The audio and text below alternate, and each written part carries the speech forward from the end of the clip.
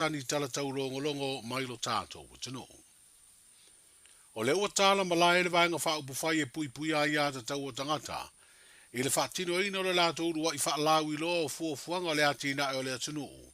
E fina wai le palo ta tele a Samoa ua wha moe moe whai ia au kuso. O le vaenga mua le wha lawi lo na folosi ai le teitai ma le sui teitai. Le wha mua ia lātou fuafuanga o le whai leo se ngā ruenga i tangata. E fe so ni ai le mativa ma le tau o le soifuanga. Wa wha iloa i lea tāpenanga le maua le tangata e totasi. O le lima se lau tālai le tausanga mo tausanga e lima o le paya inga. E le wha iloa ina i lea wha lau iloa pe o a tonu tuunga mai a inga e whaatino. E maua i lea fe so swani tau tupe. O le taimuanga leo o wala. Wa saunia matapena mai ai a. E le HRPP. Mo le toi whafoi. O le soifua le lei. I tangata Samoa uma. I le tinea o le mativa. Ma le tapua ina o la manuia. Mo tangata Samoa uma. E whapei. Ona ta oto mai ei lava le moangangana le HRPP i le amatanga. O le mea e le lei mo pia. E le lei foi mo nui tua. E le whapito le HRPP. Mo na o tangata e langolangoina le HRPP. O Samoa, o le tofi o tangata Samoa. Samoa uma. Samoa e Samoa, ma Samoa i atu nu mamao. Tangata o le HRPP, whape foi ma tangata o le fast. Maisi mauitu ie tu le mai. O le taula inga foi lea. O le vaai o le HRPP. E tutusa tangata Samoa uma. O taumu whainga uma foi o le HRPP. Ia manuia masoi fua le lei tangata Samoa uma. Au fiai matangata watai tai se ina. Le teitai o le vaenga wha upu whai e pui pui a ia te tau o tangata. Le sunga atu i le epalu pesori ai sa i lele maria le ngoi. O le sui teitai o le pātina sa unoa e wha alawi doa le vaenga mua o lana ta i mua. I folanga wha ato sina o le palota. Mua. Mo le manino le lei. O le wha alawi loa i le nei aso. Ma o le vaenga mua lea. Kola. Cost of Living Adjustment. Wha Samoaina fe soa soani. I le tui titia o le tau o le soifuanga. O le poloketi ia po se fuafuanga ma mau fo i lea. A le HRPP mo le tui titia o le mativa i Samoa. Poverty Alleviation Project. O lona winga.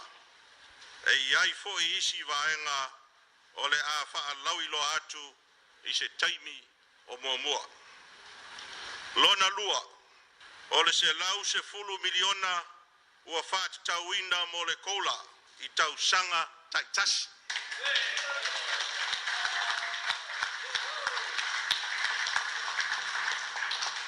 E tuina sao atu ai le tupe lima se lau tala i tangata taito tasi umalava o Samoa.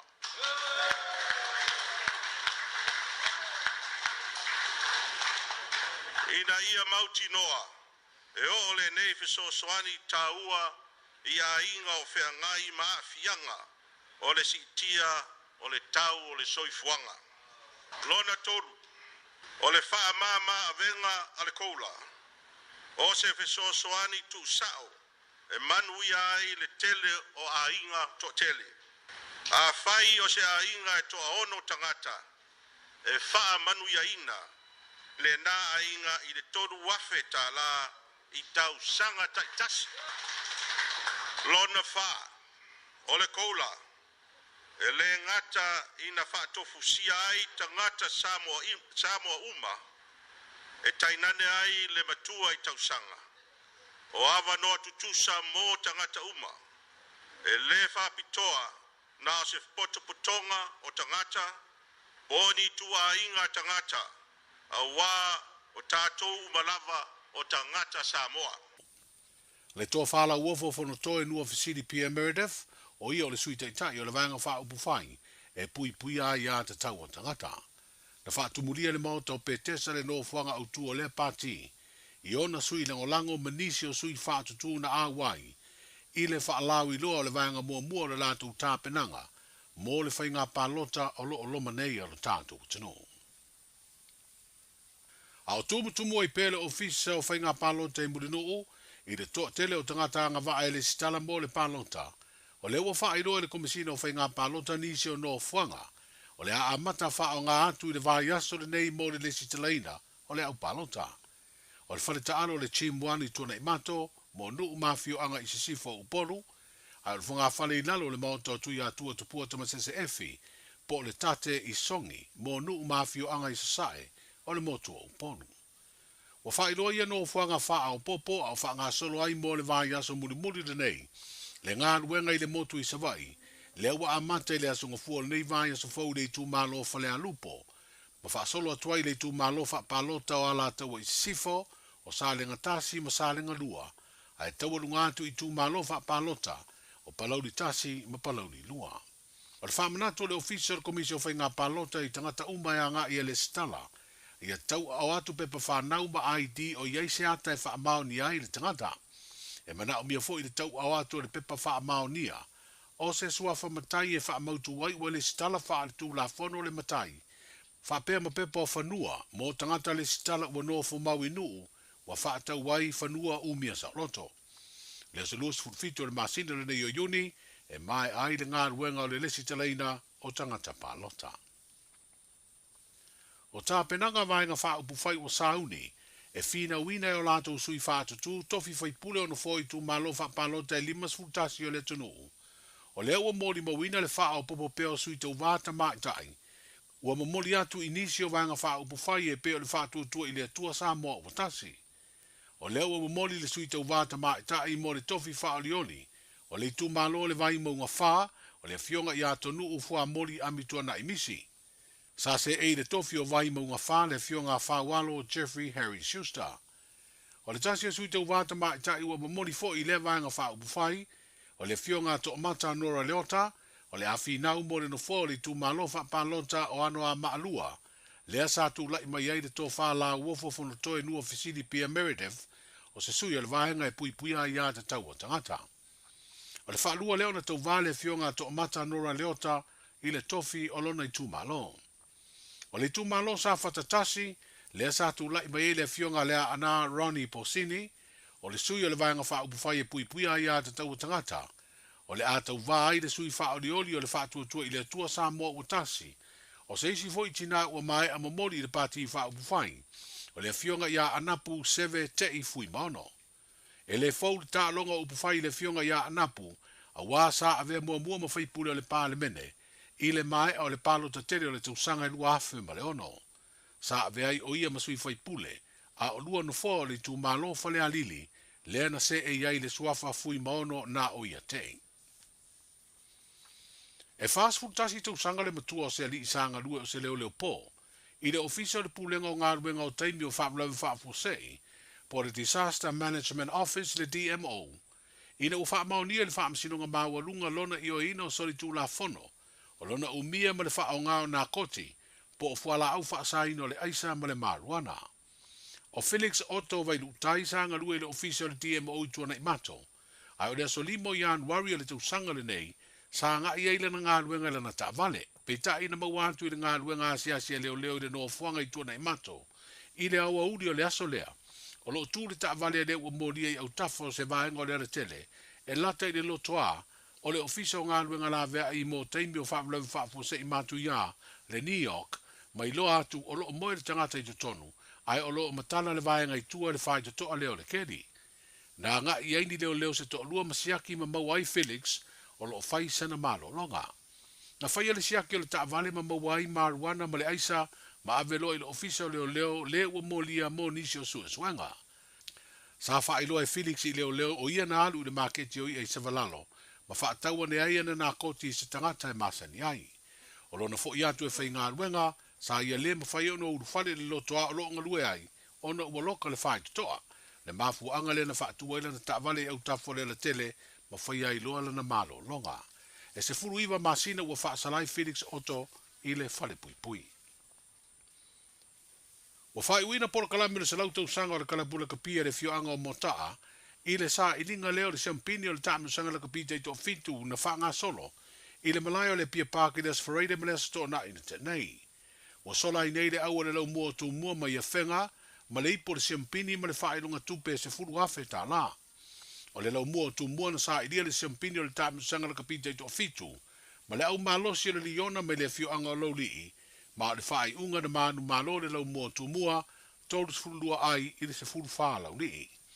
O se tamu sanga le tausini o ai au e lua se furu wha, e au fia ai ma au e lua mai whafo i Hawaii ma au kilani New Zealand, ai na au ai fo i ma le au wali i e longo noa.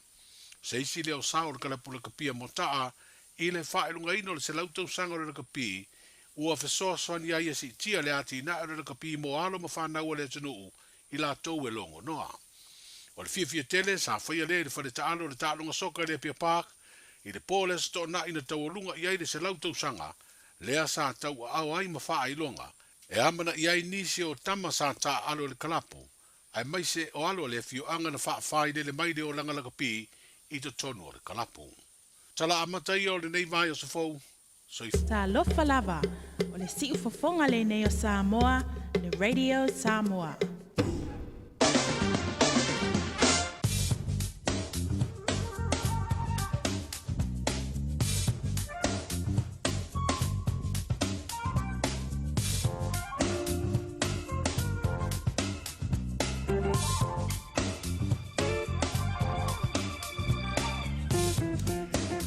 Ngani le tātou tala o le tau le dei fo'i a wauli o la sunga fua soiva o le rima siro iuni lua whelua lima e pe ora ua mai lelo fisa o le va ai tau mo au kilani i le amatanga o le dei fo'i vaiaso fa malo antu le fionga i dan wali a ngalmalmana au tanga vaia tipi au tanga vaia moa tātou tala mai sa moa o le ai tui whafonga i le tu lai fitu i le poa na nei. Ava melo fisa le va ai tau le so i ei timunga e ora i ei fo'i ma wila ma fain tili e wheololo mai nisi o taimi o le nei a songa fua. E ono tau uluwa vasalo ai wanga i le tū. Nisi ono whanga i taimi o le a wauli. E masawiliangi mai le tū i saute. E o antu le sawa. O le tofa tau tau le vanu se fulu kilomita le tū la. O na wheololo leo nanga i antu i le fiafia na nei. E ui lea o le mawhanwhana o le soes fulu ma le fitu tikeri. O le malulu le o tau whiololo mai mo le poa na nei i a iwa tikeri. E ngoto le la i le sfulu minute e te ai le lima i le fiafia na nei. O le vengomola so antea mo au kilani o soane le la i le lusfulu iwa minute e te ai le fitu i le taiao. E ora yeina i wanga i tōlu vāvā solaifa saloantu i na palasi timunga mai ona mamafa mai teimi o le awauli. O le ai e whai mawila ma whai tili ma timu aisa i nisi o na whanga. So vili mai le tu i mātu i sa e whiololo le malosi teimi o le taiao. E o antu le sao o le whātau tau i a iwa se fulu kilomita i le itu la i langa i antu le i le awauli ma le fiafia taiao. E wa tala whātua i loa le i le rivaenga o le awoli a inga wo me masani o lo mawta mai sa mola wangani i le tātou tala o le tau mo o tau. Melo fisa la vai tau o winga o le tau mo sa mo o au o savili e susu ma hangi ma lie o le matau polu o lo ofiti ai sa moa mai a mai au ma rei timu ea a fiaina tiro o inisi u taimi. O le venga mo le somo sa moe langi le leisa i a vanga ai nei timu pupo. Whapeana i wila ma whaitili ono iai vaenga maulunga. O le venga mo le aso antea mo sa mo le au fitia se vaenga o le langi au ma rei timu e ono iai. O le tūlanga nai pio e winga o le tau i le so. Mo au kilani whapefoi e alo tātou wha sirumanga i Samoa i nau se anto le tātou teimi. Le di vaenga o le awoli lewa se fulu lima minute o te ai nei le se fulu malelua. If you feel love loco e awina tu pokalame ese i pitonu o au kilani. Ona o le langalanga mai o le Auckland Council Local Boards. Tato awai whaatasi mo le whamnatuina o le Matariki Festival, le tausanga fau a Maori. Esilia ma le se lau tāpenanga ese, mai le aso fito Iuni anga i le aso se fulma le tolu o Iulai. Te le whaafifianga tau musika, siva, whaapea tau mawhitanga ese maisi. O le nei whaamoemoe o lo ngarulu e whaatasi ma le ngāti tama oho. Tanga i ane loa i le awaauckland.nz. Talofa Samoa, o Atish Narayan, o le Licensed Immigration Advisor mo le Auckland South Immigration Consultants. E visosoani mo so se tu ai ngā visa e malanga mai e New Zealand po Australia. Telefoni mai nei loa i le o valu o tasio no valu wha fitulua. Po le olua tasio no valu fitulua tolu o. Whaasilsilanga tā ua. Wa tau nui whanua o lo fau mo le tātou whale o loa o le Eveni Pacific New Zealand i au kilani nei. Mawala e dog pa tamaitai. Ia e mauking o fo i lava le vinga o papa i songa a lo o fau. So mai i le Eveni Pacific New Zealand store. Mai le asonga fuanga i le stonai se fulu i le taia wanga i le ono i le fiafi. Tu atusi o le tasi John Galter Drive, Auckland Airport. Whaapsanga i tonu lava ma le KFC au tawhane o le warehouse i le shopping centre a le mala e valele. Eveni Pacific New Zealand store. A fio mai loa Samoa. Le Little Feet Childcare. Tatala i le asonga fua a nga i le aso whareile mai le fitu i le tae au, a nga i le ono i le afiafi. Maua le avanoa o le pepe whato a whanau, a nga i le 5 tausanga e a onga ai. E lua se fulu i tūla, e a onga i le tamaititi 3 tausanga a nga i lunga, e a unoa ma se totongi. E mawhai o na piki lo walo i le tae au, matoi mo moli i le fale i le afiafi. Maua fua le lunch i aso uma. Talia wins quotes. Whafsota i loa la walo i le Little Feet Childcare, Luas Fuluono, Yates Road, Mangere East. Telefoni o iwa, 255 55 luaono. O iwa, 255 55 luaono.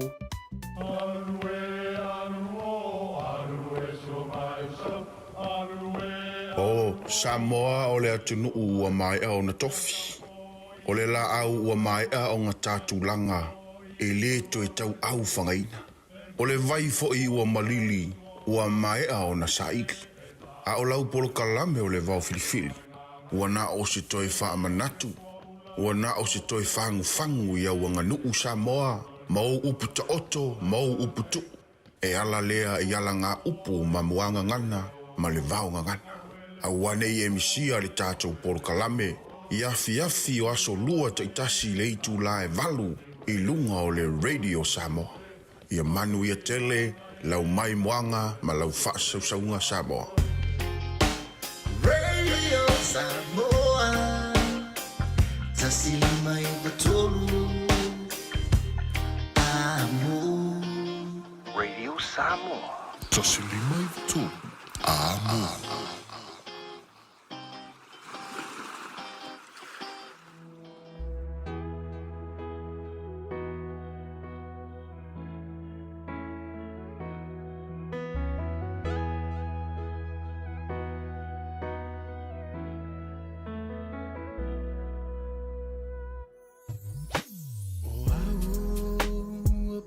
Ai por lá,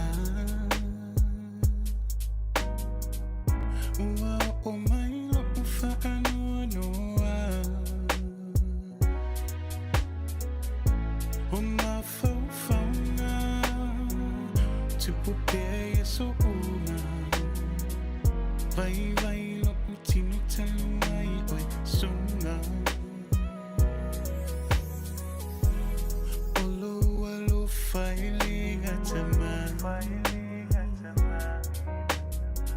Se ilonga o leo tina te mawhai Ai tu uia Saulawa o se aso E moa e se tali o nai o umanago Fitu o le lani se ita mai Se a ole sami se tala no mai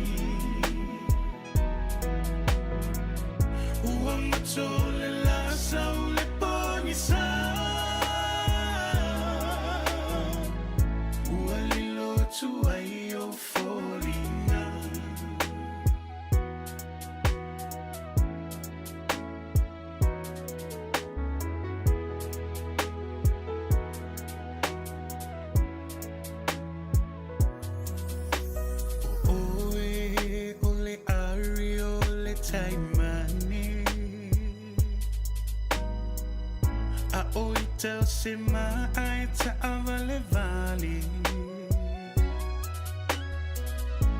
Wa ole loa Ina pea isea Ua whaingata i o se fufuanga O e lava o sia utaima ne moni Na o fili fili ai le wha maoni Malo utali tonu O lau lava sa eri Ai leva me ona umai long keli Fetu o le langi sei sa umai Sei a o le sami sei tala no mai Uang tole la sau le poni sa Ualilo tu ai o folinga Fetu o le langi sei ta mai Sei a o le sami sei tala no mai Uang tole la sau le poni sa Ualilo tu ai o folinga Ualilo tu ai o folinga Ualilo tu ai o folinga Ualilo tu ai o folinga Ualilo tu ai o folinga Ualilo tu ai o folinga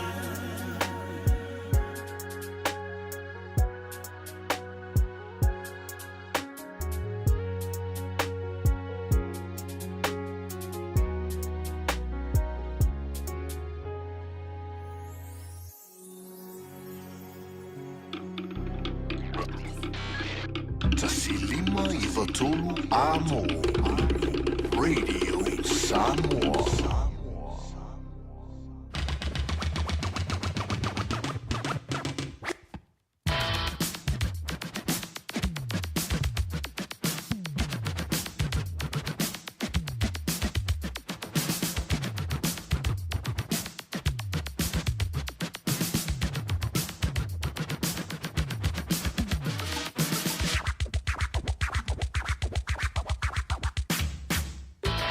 Se fongamali na le sunga ya pese ta puni le rivanga la woli stasi van tunga tuai al puni ala va ana wo yo toi langi de mai wo mai lo kit ya tonu e va pena le tele onisi o ta longa i le vai ngolo ve ya so na sei ma vai tu nei na uma tu lava ma uma ye markeli ya e wile ya vi ele no fole tu mai lo tu soi fu ma lo man tu de yola il va ya solo na luani al masino lo no le ring tu sanga le masino uni lua fe lo lima vi elo na no fan te mai lo tu soi fu ya mo so man tu ne yola a fe le anto tolo malo si le va nglaso ya o le fa mana tu masan ya le tanto pologalam wain wa fuala ya a fe le inumia fuala Allora winga ya na ile mena tupu ye te ai longa fo ye sang malu tai au ya ai longa fo wala va sang malo longa ya ai wilia a via mai tala mai au malo so i fo maru ye mele langi ba ma tu le sunga la ya te vaiva before il fo tu ya na tasha pe o tu ma fu tai le tai au le la ya se ya lia ne li tu lai se fu lu le wa ta tu fa ta se il rivang la woli se ya li tu lai fa programma la woli ma fu bua il ri fo i va ye so fo il ma anti o le sangue le manu lui tu tonu o New Zealand il dei fo i tau sanga e se le sangue le manu lu le wa sang maria yo e pi fa le angwa vo ile ye ke fa longo yo vai yo lima i lo ulu pe yo le aki ko ko le sangue le manu lu o le mela le tau o le tanto manga fangafa e ma te pena le tangata ia i fa le po manu lo monta manu lawa ile tulanga fo ile ia maua le mawhanawhana i le teimi e tō whawhai. Ma so se teimi o le aso ia masi i kau whaavali swa malama e sa wai whafole ea vela ia pole ea na o le kapon o le avole ngole mea carbon dioxide le mana vina la ia si avaku kongse o kisengi ia le lei o le fai ngole vea so de same vai today oka te le mano no ai mauta longa le sa fai ai ia to telefoi la to le sa talo ia fa le tonu ia awaisi ia ai pangale ia me na le ngai le mole meo le mal le tanto tu la fono ia o le me foi ia ona sia au lai pito ilu ia se camion ka ko o ku le fa la wi tele ia tanto tala ita longa ia na o fa italiana po sole fiu fa ka le fusu anga jai o petai sole ngai wanga o knock out o ke le lo pole al kulanga o ia pita le fo le mai o le na buia le tau fenga le fo ia no le tanto tro e si ka ko ko se kai ia ona toi fa la tele le tanto fa talanga fa tala fa masani le fo de tua o na pa ia le tua o lo to suina le poi lola so se fanta fa to la va mano le talo malo foi ia le on sai tamama tina ma tua ia o sa le malo vili le va da ia va con si palanque que mo so o fuma fa fanga ko kingi lima ia o le pulo ia me o mai te mo mia vala au ia ala ngan te le le malo si le malo le fa malo ia venga tale me le uso le tonu va va le malo ia pole alu le kan furka si le po le malo ia e li fa yakwa se si e ke anu fu e ka me le fa ia inga o le mena fa ia tolu to ina le motua i sionge ko anga ile onga ki kaka ko anga ile onga senge wefa ko anga ile onga fa fi ya ko wa ko fo i fainga me ya la me wo ko fakia why is your faki is today programa la wo li ba fo mua amatoli le tanto ma tanga le riva ngola wo li ba lo so fu ma le langi mba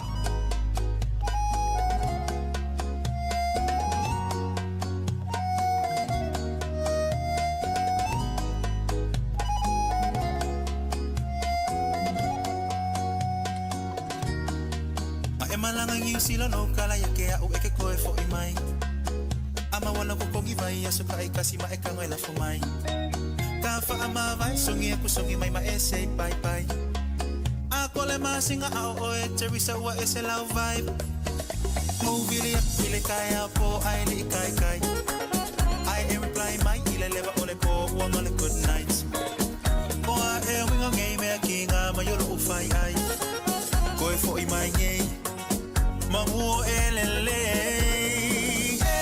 kai faingaka we mama akulaba okay walelela I don't know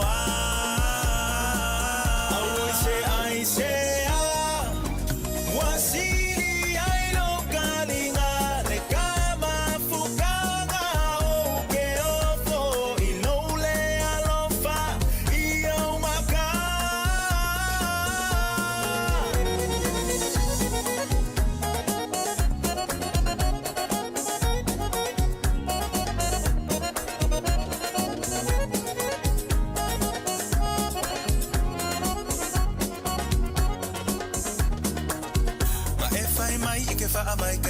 if you're right ole mafua anga kongole likeli sanga omusukele ai posta ko story nga ono maka ekele feel like find my nga kepisi ai over ai kusunga nga ki online hey kai find nga we mama akulava okay walelela I don't know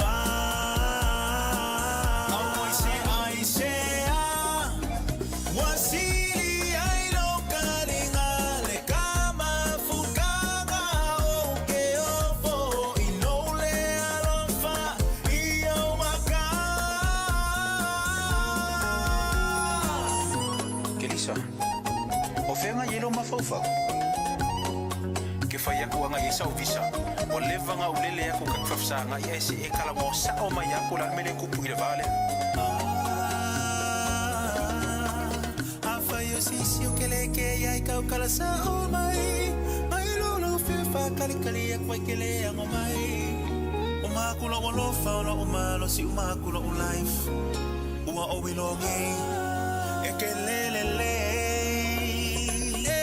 Kai fai ngaka Waile fama ong ilava Okay walele fa Soy fua Oh I say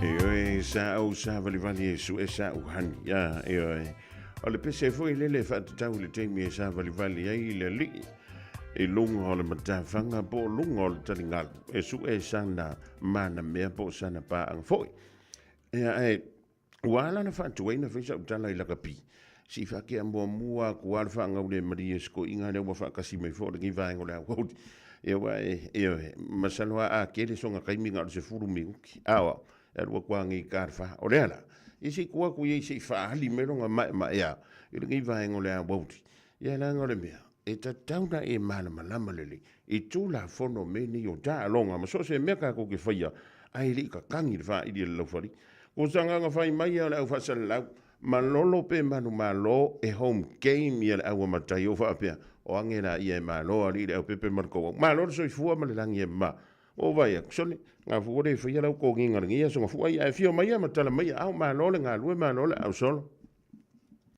ia e whapeloa ia tui lau sunga le tai o le au malo sersifi ia ai me se foi alo au va ia na maua tala sa fata o tolia o ino mai ta longa ia e via le lo fole li vai atu ia le nai mo lo malos malo vuilon sa ia after iwa mai alta longa ia na sa nga le mo me afale le ye se me o tai malo se fo la le a veo le nga le mata voile a fa longo ko kau a pa le remote kongi e TV ia on ka kule runga ia ka la mai foi le ku fa apunga fa se furu ki pok malo ia o le o ma wata mai lo Wellington a ye se jo to au tapua e to o to lo Wellington e le to mo se pa wa ma se tui ma to a fei tai ala o hurricane se to fa ye ina fu ia o le mea ka ume inga e whaka mana vo i la kuia wa vi le panga i o la makanga o la afa momo ia la ngai sa o le kara le sko inga wele o le aunga ke kere maso e malo lo si pupu ia la ngale fu tau fa pena mai fu sa nuanga la vanga le to au o te fifia mata mea ai to te le au fa yunga e man tu voi le fionga le o pepe a e sila i le mako na amata mai ai le utalo le kapten e ko avalu le lei kama o le mako au le fa malolo o longo wi ia o le mako au si pea nga ka alo marko puru malolo si kusa o le singa afo o le pere ki nga mako anu ia vai to tamana e fa malolo ia isi le fa malolo e sa uni lo mo tau sanga fo awai e mauti no ala vale o mai ale prampis la o mai ia e le o mai fi fai ina ia pa wan me o tau le man la tanga tan fai le nei system fo wa lo e tele me to fai ina ai to e home game it's semi final ai kaunga aber ko fai ki o ngai ma fo fa tan fai le to nga system fa aber ko fai ki o ngai le CEO o le yungi la kaping yu sila na wa mai lang fa ma vai ngai le so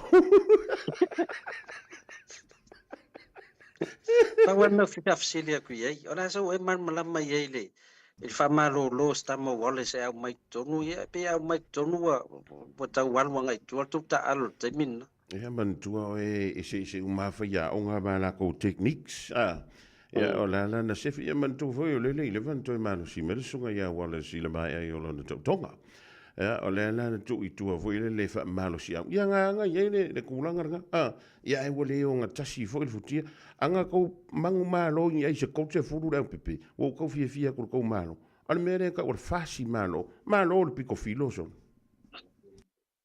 ta wata la lista malo ya mau aperto au tapua ile leon sai ya ai to me leva no sei mato atu le lo le apti so fonua le asfore ia o pe o mele wen mato o fifia yo fasitanga tainu ese ya la na mata tu hamilton ya sei mato ngai foi le lo le asfore ya o la sa to man mato malo la o fe la fel fai ia mana tua e o laua me i lunga laua mako kua le vangor Crusaders va pe ko ke mangu malo e ko me fo mako malai fa ir karo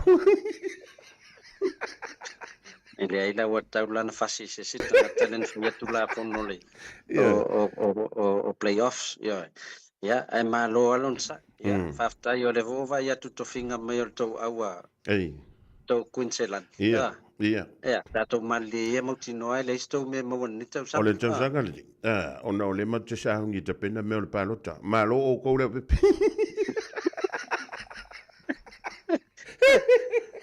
Ono wingo la tala o le kola le la to malo voi la tau sangan. E ko se o le ke kasi ala wa ia kuanga le la kai o le lisi o va pe a wo. O longo winga ala i ki mai ai o le fast food di ma se fu. O pa vai lo to mai a manguti a fou tesi crusader to e fou le tesi maroon to le winga la tala to na mala o funa e te. Amai o le ka so ngi mako pase se mo ki o isa mo le nga pa no ka mai si mako fa ka wa pe ka di. Ya, o le sa fe men nei le sunga fe au ya au pa au tai au. Ya, la fa mai la sa talo lava mo oi ya a tono io. Ia.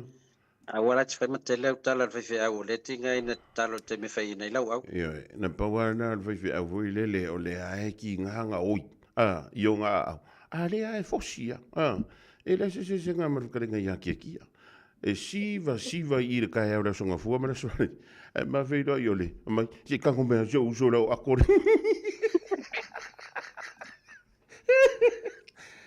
O savari len savari me fe au e o tangata sa tamoi. O ke ro mamalama ya o e po le alu wingo lau tala fa me tau to o le. Ia tātou i loa lele. O mea nā o mai le pipisi. E tātou te leilo atu le o ngor ti ngā o lo whenua i mai. Ia, te lola e. Ia. Le lau le yor factua. Ia. O no winga lau tala o le van tau nā lulu o tea iar sungal fa whenga inga le yor factua le. O lai tele le mo le meo le veni foi lele o ko meki le alu kongo ma le sau fa for wheelchair wa le vang fia whaonga. Ia ngai mo me luma le mea ngai ka o le makamuri. A wala whaiara ngā me e se me le leile ngā me. Ia, ma lo le. On sa el mesili le wo maku ka lo ngi weekend. Ia. Ia. Wala u tarsanga. Ia, a ke walu ai tau lau le. Fa mo tau au. Ia. Lo te lea ofu lo sais la mo el plus. Ia. Ia. Ai o lau fisili le pepe. Ka ke koe kana ngofa pepe o ki ko au fa ngor vai asong. A hoi le au te fa kali ku ai ke bili mai. Ia. A mele e fa ingalola o ka fiu e fa kat ma le promoting ai ma me ma ko campaign. E mo ki ngoe o ko vai asoria titi sa o lo pipi. Ya, alole. Ya. Wife. Sili wa. Ia. Wa ye au kilan. Ya. Yo fi tanga to malo le ya malo mai mal warriors. Le ke le mal mal mai au ko. E ko ngi ko tax mo ko fe wa ya wala au kilan. Ai se au ko ka poi. Ja, langa vo maak wiki lede me ka or connection. Mo the cultural information vo le connection ne ye maak. Ja, le la ma ke o. Sanga le ngai, fia vo tau sanga le ngai ngo foi le lo. I Waikato, po Queensland. Ya wa foi tau sanga na malanga me la onga. Ya, masalola yo. E te le atua tau sanga ia na e sau e no foi nei au kilani mai sol ye ia wala nei au kilani a le na yo. Man tu foi me na. O ye ni me so tanga foi tau tanga tai lo. Tatu te leo man malama ia le ele se me la e fa se pa makai foi ya tai so mas ko ingo kia. Ko ai pera ko pese kai e feira ko pi kanga fa kanga kai lo. Yo, awa. Ia le skala ia fa matai. Le skala sa mo. Ko le skala loi wai kat. Ya. Ka ino foi de polo kiki ra wari inga pe ko kusa mar polo kiki re wo ferwa i ma ro vai ke mingeri re pe. Yo. Waka ko kala ngoa i lungo se ring. Yo, a ka mo ka ika ko i diskanga. Au fa longo to ya lilo pe tau sa no mai lilo. E se si me lunga to le kola wa a faiole o tu fanga tu faia e fu tangata. Ya wa o ya tu peto valu o to ono tamai ma o lua. Ia. Te le na fa mama ven. Iyo, e ima le me ka ora koka. A le se umala fa mar koka.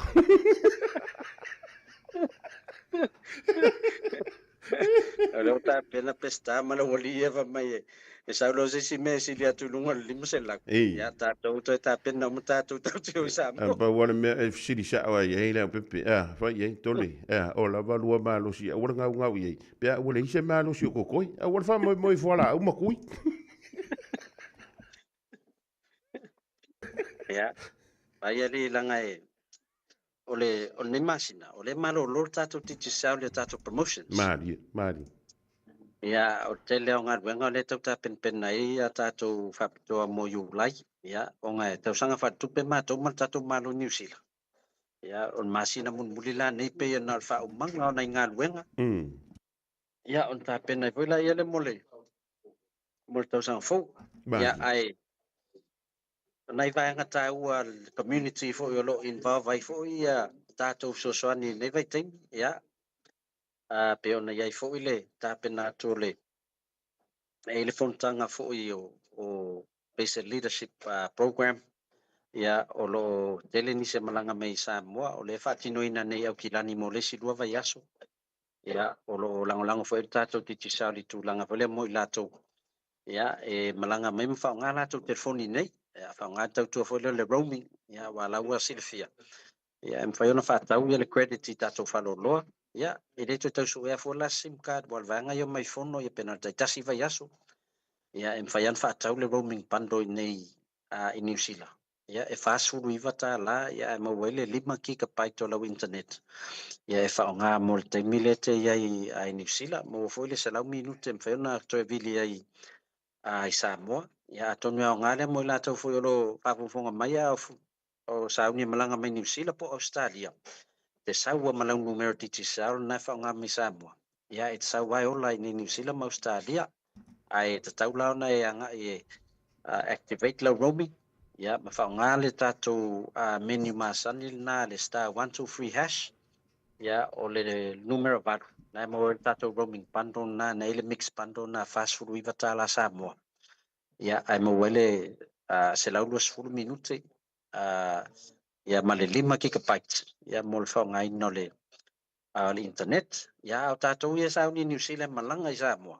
Ia pe ini so sauni tu foi wa masalo na silafia fonga mua ia o fontanga le metisi le tau sauni tu iai ia tonu e te foi mana i fontanga foi inisio e kalesia stempli e masani ona fai le vaitemilia ia e fai ana nga e tato ofisa i mangeli ma te soani fai lau SIM card fai fana soani le stala lau account le ClickX ia wa tau tato ClickX o le fo ma fai on top up per telephone ma fai ona la foi manselen ia te watu ala malau account le sa mo mfana tango to la foto ia selen ni mtala i tuai ai tato falo lo titi sao i Samoa ia o nai vai ngata wana lo ngalulu ia fa faingo fi foi fo inga na yo tato tangata ngai Samoa ia mai la to fo lo malanga mai Samoa i New Zealand nei ia ma no le tutua ma no velo sa i le tanto tudo i le tulanga i le udanga le titi sao te mai te watu o nai fo ye pisi le tanto tutua ina e le ngata i tanto fa tonga fo ye tongi nei ia o le to le fu e fa ia la tonga luenga i maota malawa i nu mafia anga i Samoa le ia pe ana ta vuelta mo sola sa asia si melesunga le fe au ia o pa au ia ia wa fa longa fo fe au e tu lo fo ia o lo yele o nanga le ia o lo yela nanga duenga lo fatino i Samoa ia la wa fa ngofia ia te ia le anga i mai i soani te tia fai a tole o ko mea le na mia ia le foi la tongi nei ia na release sa o ka muta au pa Samoa ia o la wa fatino le ngaduanga o fifia la ia fefe au ona o tau masa salo vo fefe au tau tele lafo ia la ele longa na umale ngaduanga o lo do wingor ngaduanga le ingol fortua o sa o le pepe se solo ngaduanga la fefe au le fai e we ele hase me silia tu na i lo le usita usita ia ele tina po le faletua o le me pito le me nga o lo o mi ki nga ko ke mafuka yo ya tele swinga o tetia ya le foi la ua matua fia vole malu la tunu e ngai mai ya e matua lava le to mai tetia ile i o lo mo wa bluebird ya tala atole oka ya ma faiona print tattoo ile quote ya na wale sai di mela tu seleni ona te me mawai ya ngai mai lo ya matu tang firolo le complete la tu oka ya ta o mai po feo sa vai po pole momoli ai ya walo e foi matato fisher kili vai no oloa ya per fifianga telena o lea ua tele na anga i mai lātou fo i ona lea mai whale lātou feedback. O whaingofi atu lea. O na lau o matua mautinoa. O mea lo tutongi ni New Zealand. O lai ki liwa i Samoa. E leila se toi vili marka muta whapea mai. E leo atoa lau papa. E leo atoa kansi ma. E leo atoa mai whamalama. O na lea watu atoa lawal tātou okai nei. Ia, ma le sosoani fo ia tia whamalamanga o tūlanga na. Ia, atonu o se awaunanga leifo i le mona o tātou tangata. Te le koe lātou i whawha ato ki lani a whangamua. Ia, o lo walau sa o mai lava, ia ma sosoani ato i fo i lunga le online. Ia, o lo mwhana email i mai a lātou oka. Ia, mātou tā ngofi whaile quote. Ia, mātou e lafo iei. Ia, o le alawa te me mawala lātou se leni. Ia, wai leo te whaingofi e fo le tau o interest rates fo i o nei meo finance i nei vai teimi. Mari. Ia, se wanga nai lātou lo lātou ngā whatia. Lea lalo i el tātou sosoani le Samoa New Zealand Finance o lo e whale lātou process. Ia, e whaalu ele le lātou e whaunga i e tātou quote e wato ngaruenga. Ia, atutongi mai loa i mwhai fo leo na release le o kai Samoa whatino ngaruenga ainga. Ia, e te o lātou le tongtongi na lātou ai tā lafu le finance. Ia, malo whaptai. E le koe a mai e ingi ka ko olo fui e lunga whiri make ki Samoa. E lau fusi apare iei i e fia whaatau atu stau tau ngofia. E le ia lua isa utupe.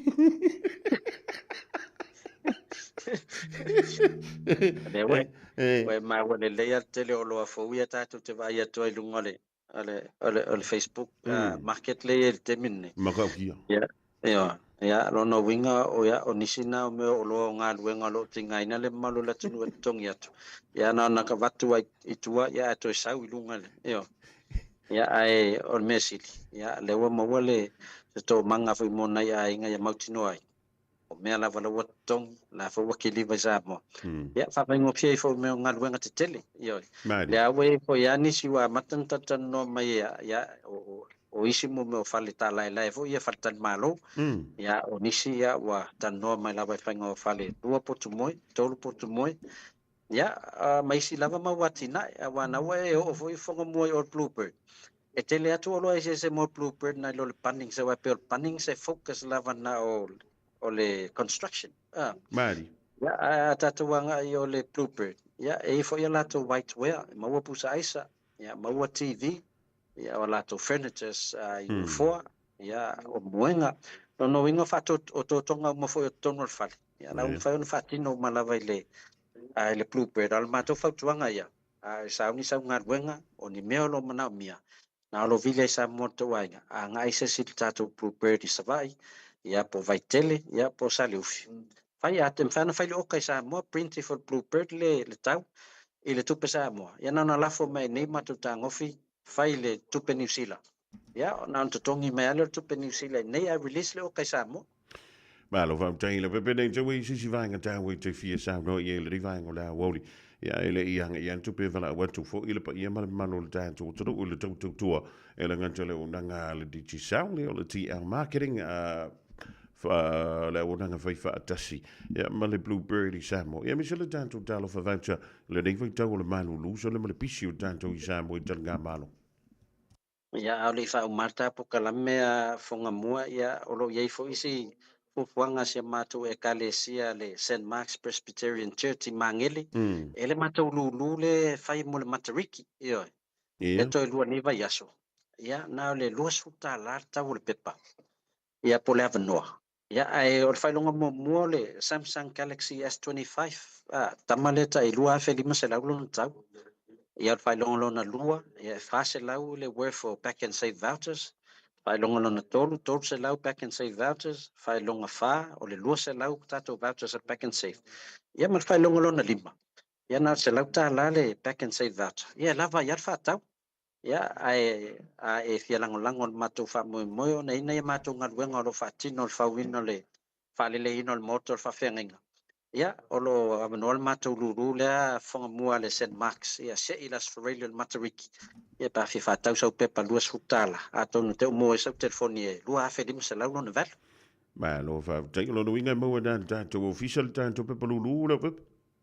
Ia, whaiana o ngā i mali tātou ofisa i Mangele. Ia, e tala tātou ofisa i le sfulu tae au.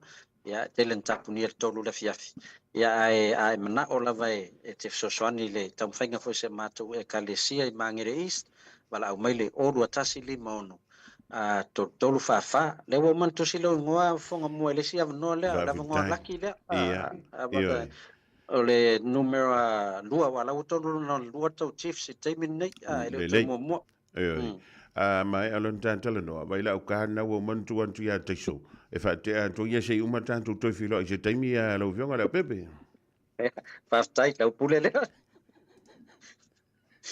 ya e maru ya tele la singa toi le ya woli ya tantu toi filo i pe ya on mi telefo fango ne yaso so fo mai maru ya e sa oe le sipili foi le malis ya ki nga ba i me o reka ke fe ya wala foi fe me foi ngi ka ka so fa ya le au pepe la ko i tot ya e o ile i o me ai foi le ngi o le wo toi fa mi du te na tale o le tu la e tasil ni ya o ia si ka ko fa ka ka pala stula ngola o ia ta tu telefon o le te vai tu o le wo man malo stasio o li New Zealand ile tam sanga foi le stasio vai ngol tam sanga o le PGA PGA Tour. E le funa marumalo i pe ama le lua i le tonu vai astalua. Sika ko whakakari po le askara mai. Radio Samoa. Taslima i watolu. Amo. Whafonga mai atina matama ita i tutoa. Mamalo losi o le Pasifika. Wala tau lavea ina lalangi. Whaftai moa o tau ngaluenga lelei uma wa whaia mo a inga matangata lautele. Ai pe tai. Tu salava pe tutoa mamalolosi tina matamaitai. E la tau te moomia lava una whaia la tau siaki whafoma. A whai ua whaasfulu 5 i le onos fuluiva tau sanga le matua o lo soifua. Whaatonu nei loa so wavanoa siaki fua ai o susu mo le siaki ina pe ua afia i le kānesa o susu. I le pressed, screen, Aotearoa. Wala awane i le numera. O Varselau, lua fitu o, lua o. Awa, o le whaia o le siaki mawha ata o susu i le aso. E lawe ina ai o tou moa taiau. Talofa Samoa, o Ateshna Ryan, o le Licensed Immigration Advisor mo le Auckland South Immigration Consultants. E visosoani mo so se tu ai ngā visa e malanga mai e New Zealand po Australia. Telefoni mai nei loa i le o valu o tasi o no valu whawhitulua. Po le olua tasi o no valu fitulua tolu o. Oceania Career Academy, Sauni! Kako hoi, kaule kaua! He whai ama whai! Wāste lumangai maguia! A whaia sa ili se la asanga fau moe, a waloe te no whai. O le OCA e au tauina ai oe i mtata esese. Maua visenga fau fale, vali fale, palasa, male soifua maloloina. O le nei avanoa e anga wa ai tangata no whamau masiti seni New Zealand o loo halala i au kilani. Le sitala nei loa i le OCA i le go.oca.nz/apply po le vili mai i le o Varselau ono lua lua valu fitutasi. O Varselau ono lua lua valu fitutasi. Talofa o au o leilani. Mātou tena nofo whaatasi malau to o lua le mawha naumana i o mātua. O te pala au i le Healthline pe a whaia langona le tino mai e se tasi o i mātou. E le ai se totongi o le nei au o nanga, mai mawhai ona o tala no e se tausima i mō fautuanga tau soifua maloloina ma whamatalanga i mea te tau ona whai. O te pala au iai ai le tinga ina seisi o i mātou. E awa noi teimi uma, lua sul whai tu lao le aso, mo aso umo le vai aso. E maua fo i le fesoasoani mo se whaamatala upu, pe a whai o e fia tala noa i lau lavanga ngana, e lea i fo i se tutongi, pala au loa le Healthline, i le o valu se lau, ono tasi tasi ono.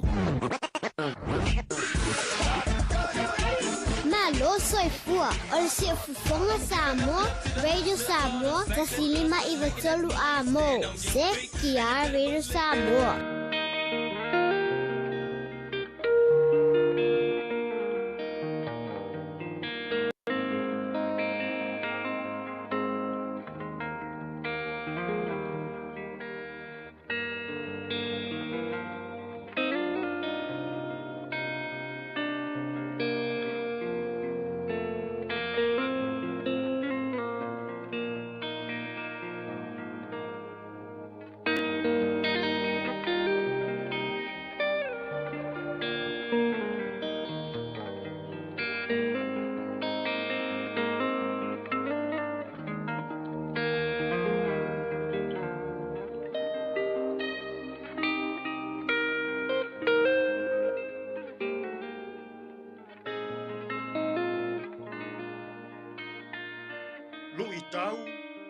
le aso.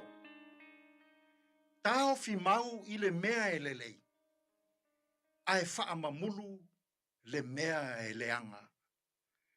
O le tusi mua Paulo i le kalesia i te Salonia, o lona mata upu e 5, o te whaita wina le whai upu e 10 whaangata i le 2 Aua tau te tineia le anganga. Aua le tau whaatau waa i perofetanga. Ia tofo i mea malava. Ia tau fi mau i le mea e lelei.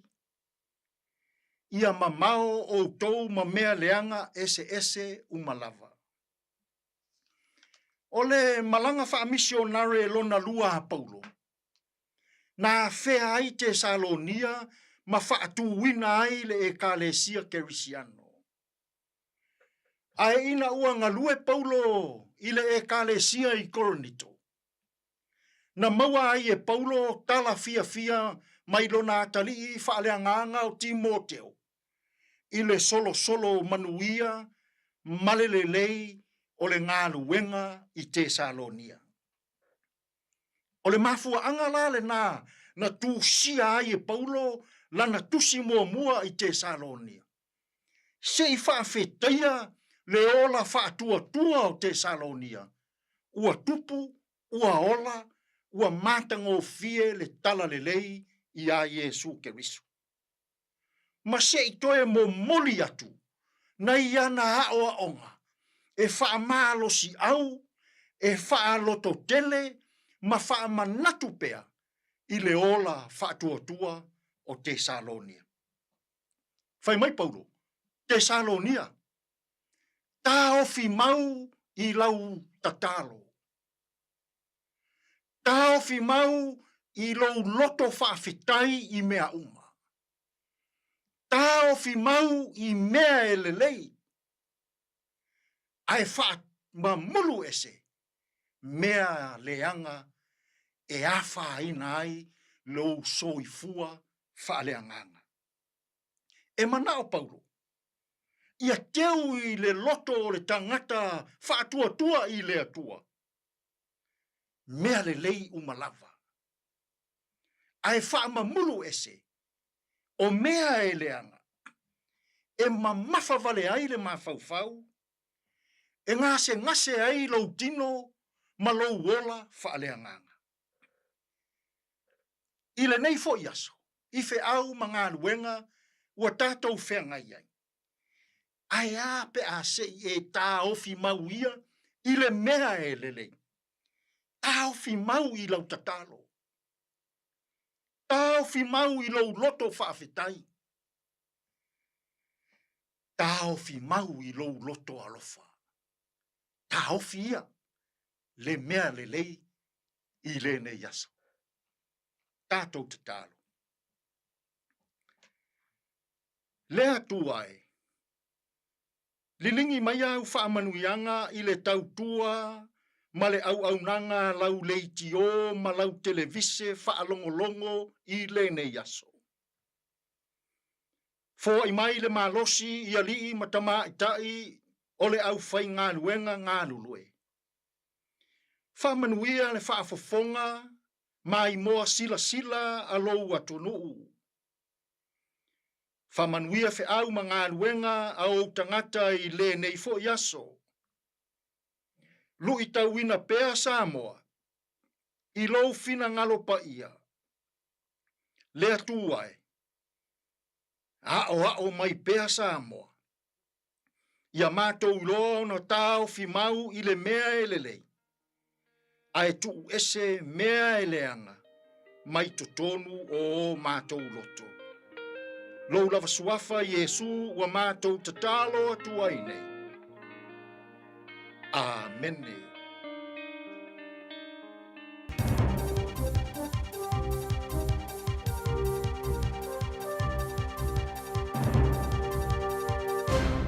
E whatalo whato se whaopoponga le nei o tātou tāla fō mo le amtango le nei vai aso mai lau Radio Samoa. I talo o tomua, Ua whaalawi lo mai nei le vaenga whaupawhai le national, fuafuanga I suinga o le ai nisi o ai inga, mo visa, mo mātu o tangata New Zealand o lo au maui atu nui mamao po o migrant parents. O le nei visa e tā ua o le parent booster visa, ma ua tele folanga le malo e tusai ma le whaamuimue. O nei suinga fo le ava ai le ono o atu le se fulu tausanga le umi, e mawhai ai e se matua o nau mau I te tono New Zealand, I lona whaatulanganga, e 5 tausanga e amatai, pe ata lia le talusanga, ma le isi 5 tausanga e whaapopo pe ato e whaafowina, lea visa.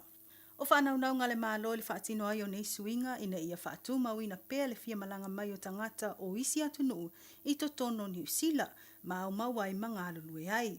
Ai meise lava I tangata o lo iai le to mai maanga wa a whaapitoa, ma o lo lato tilo. O le mawhai ai o na whiriwhiri o ia tangata e au mau I New Zealand, o le tui nātu lea o se fesoswani I o lato a inga.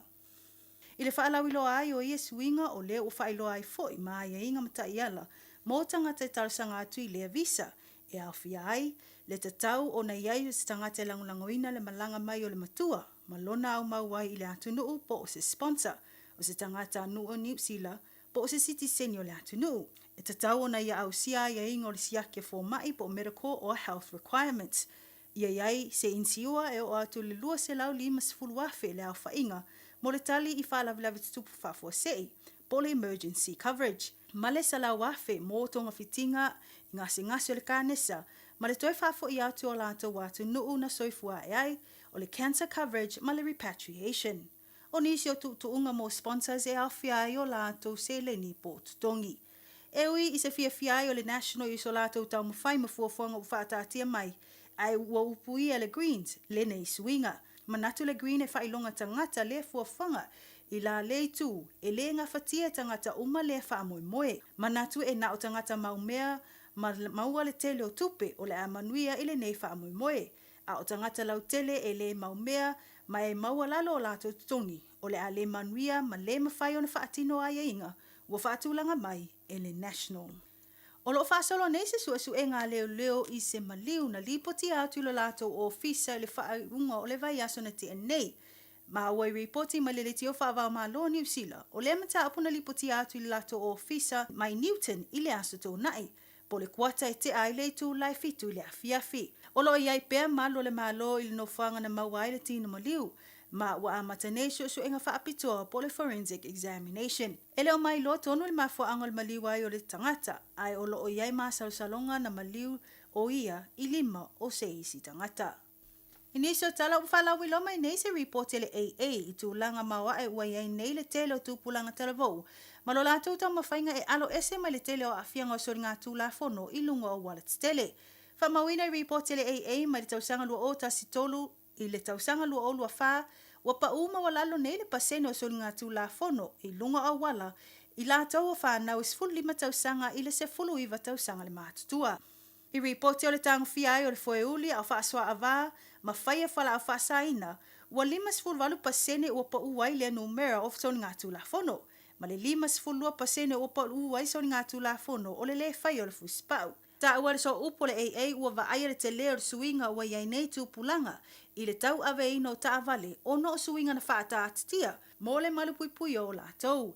E pei o le tuu atu o le tausanga e mawhai ai o na amata tanga fia e le talavou le taavale, ma le se 5 tausanga a nga ilunga I le se 10 tausanga le matua.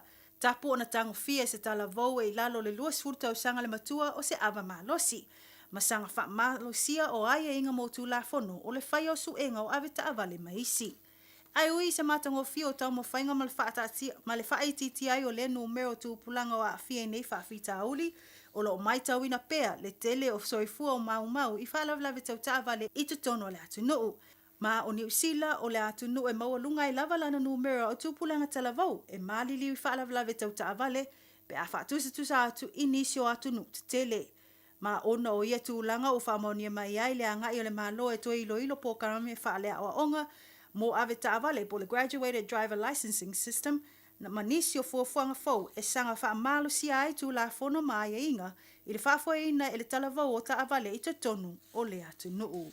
Mai tala mulmule se 10 tau sanga o se tamai titi o molia nei e leo I le tu la fono I lona whaatupuina o se mu ma le loto iai po le asen I le mua ai o le fale ainga ale McDonald's I pakuranga I le masino me. Na tūla I lea tamaititi lumo le whaamsinonga mo tupulanga talavau po le Manukau Youth Court ma o lo tala nei tua o ia. Mai tawina le te le o le afianga le fale ainga ma e whamawina e o atu lava le ono ta avale fuimu na tau mawhai e tinei le afi I le taimina tūla ia I lea whaalavelave. Ma we reporti le ono whaatino ai e leo leo o nisi molianga a o whaasalo ai a lato suesuenga. O tātou telefona mo le nei tūla mai lo Radio Samoa whaaftai whaafonga mai tau whaasoifua. Talo fa Samoa, wa ule nei o kasu tialu, a wale sui ale ngila ura ule kio. A eva mai ina se furu lima iwa kolu, a mo, Radio Samoa, bevela a.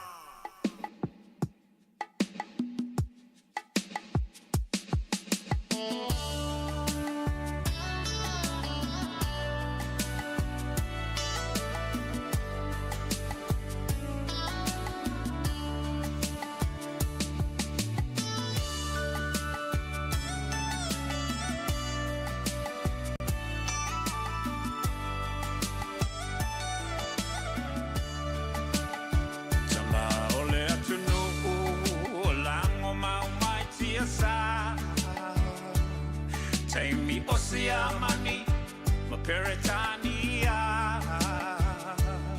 lo mae sa ilimano o Samoa ia sa oloto tamasese o malingi loto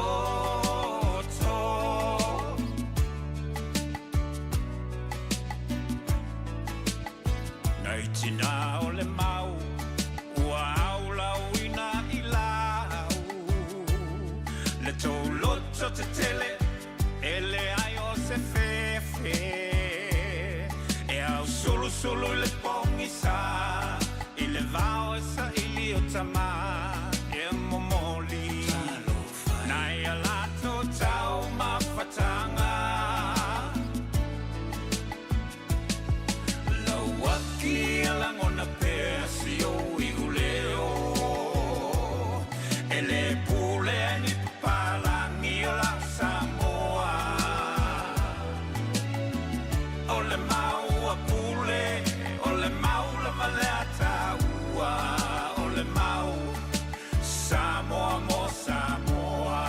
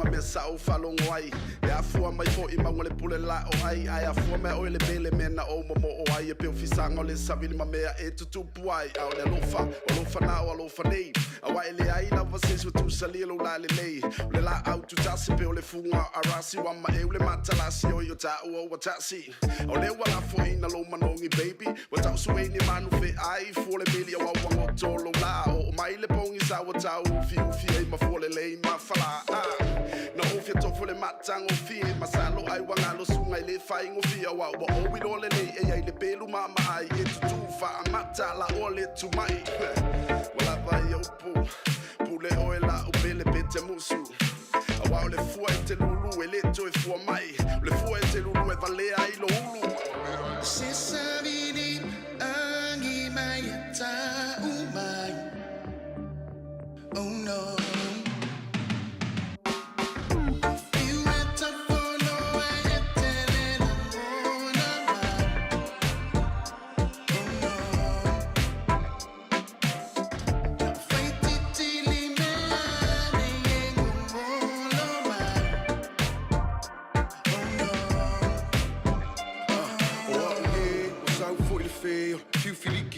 se he posse te nga o le kufi sili o le mafau fau pi ia ma kia o e po ke fa kau kau o mo o bia se fuala au o mai kama na se valu se ko ai mangaku fai nga kawa e alu e ku mai o au o umi o le miki le ma fai o nga fafang ka ika wa vale fi ma o se e fi ma o se swing o le alo fa fa ape o lo au le le ua a ma mika mikanga pei o se moli ua sulu mai le ava se fa fe au mai o ele pele pela pe masele vai ki kiri mahava kafi e se ai umaleanga e ku mangile lei kalela vasi sila ile kele o mase lilo ile langi mo se fe sosoangi e maua mai le kali pe ai afu ma e kangi le se fai ka o nga fa mala ma fai mai ti o lo fangei o lo fanga aya se savini angi mai ta umai oh no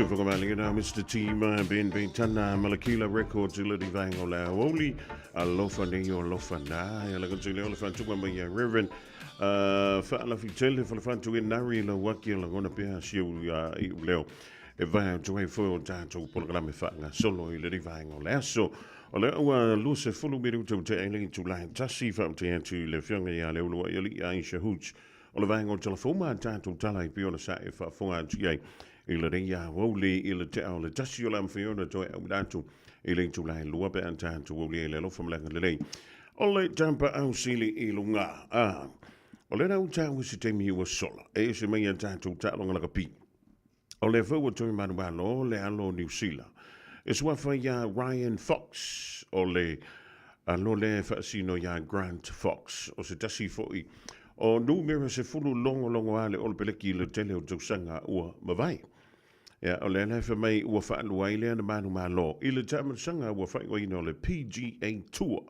e to tonu o le masina e tasi ya mai o se tala fiele mo le ya no New Zealand ona ole mawalunga wo o to yaila na toma fai ele na le pawaine o le sanga ua toma fai le nei ya fa malo to ile sunga ya Fox mole foi matatia uia ausia ya mai ole tulanga dai pi ona ya e vai foi lain manu lua tesi maleiva 5 miliona dala lua tesi maleiva 5 koi kikia toala na tolu miliona dala ilana manu le wa ye timidi e ole fu talonga o le tanga polo e pe ona tu usu ye le to tele o tato e ma omo i malai maleanga i malai tapo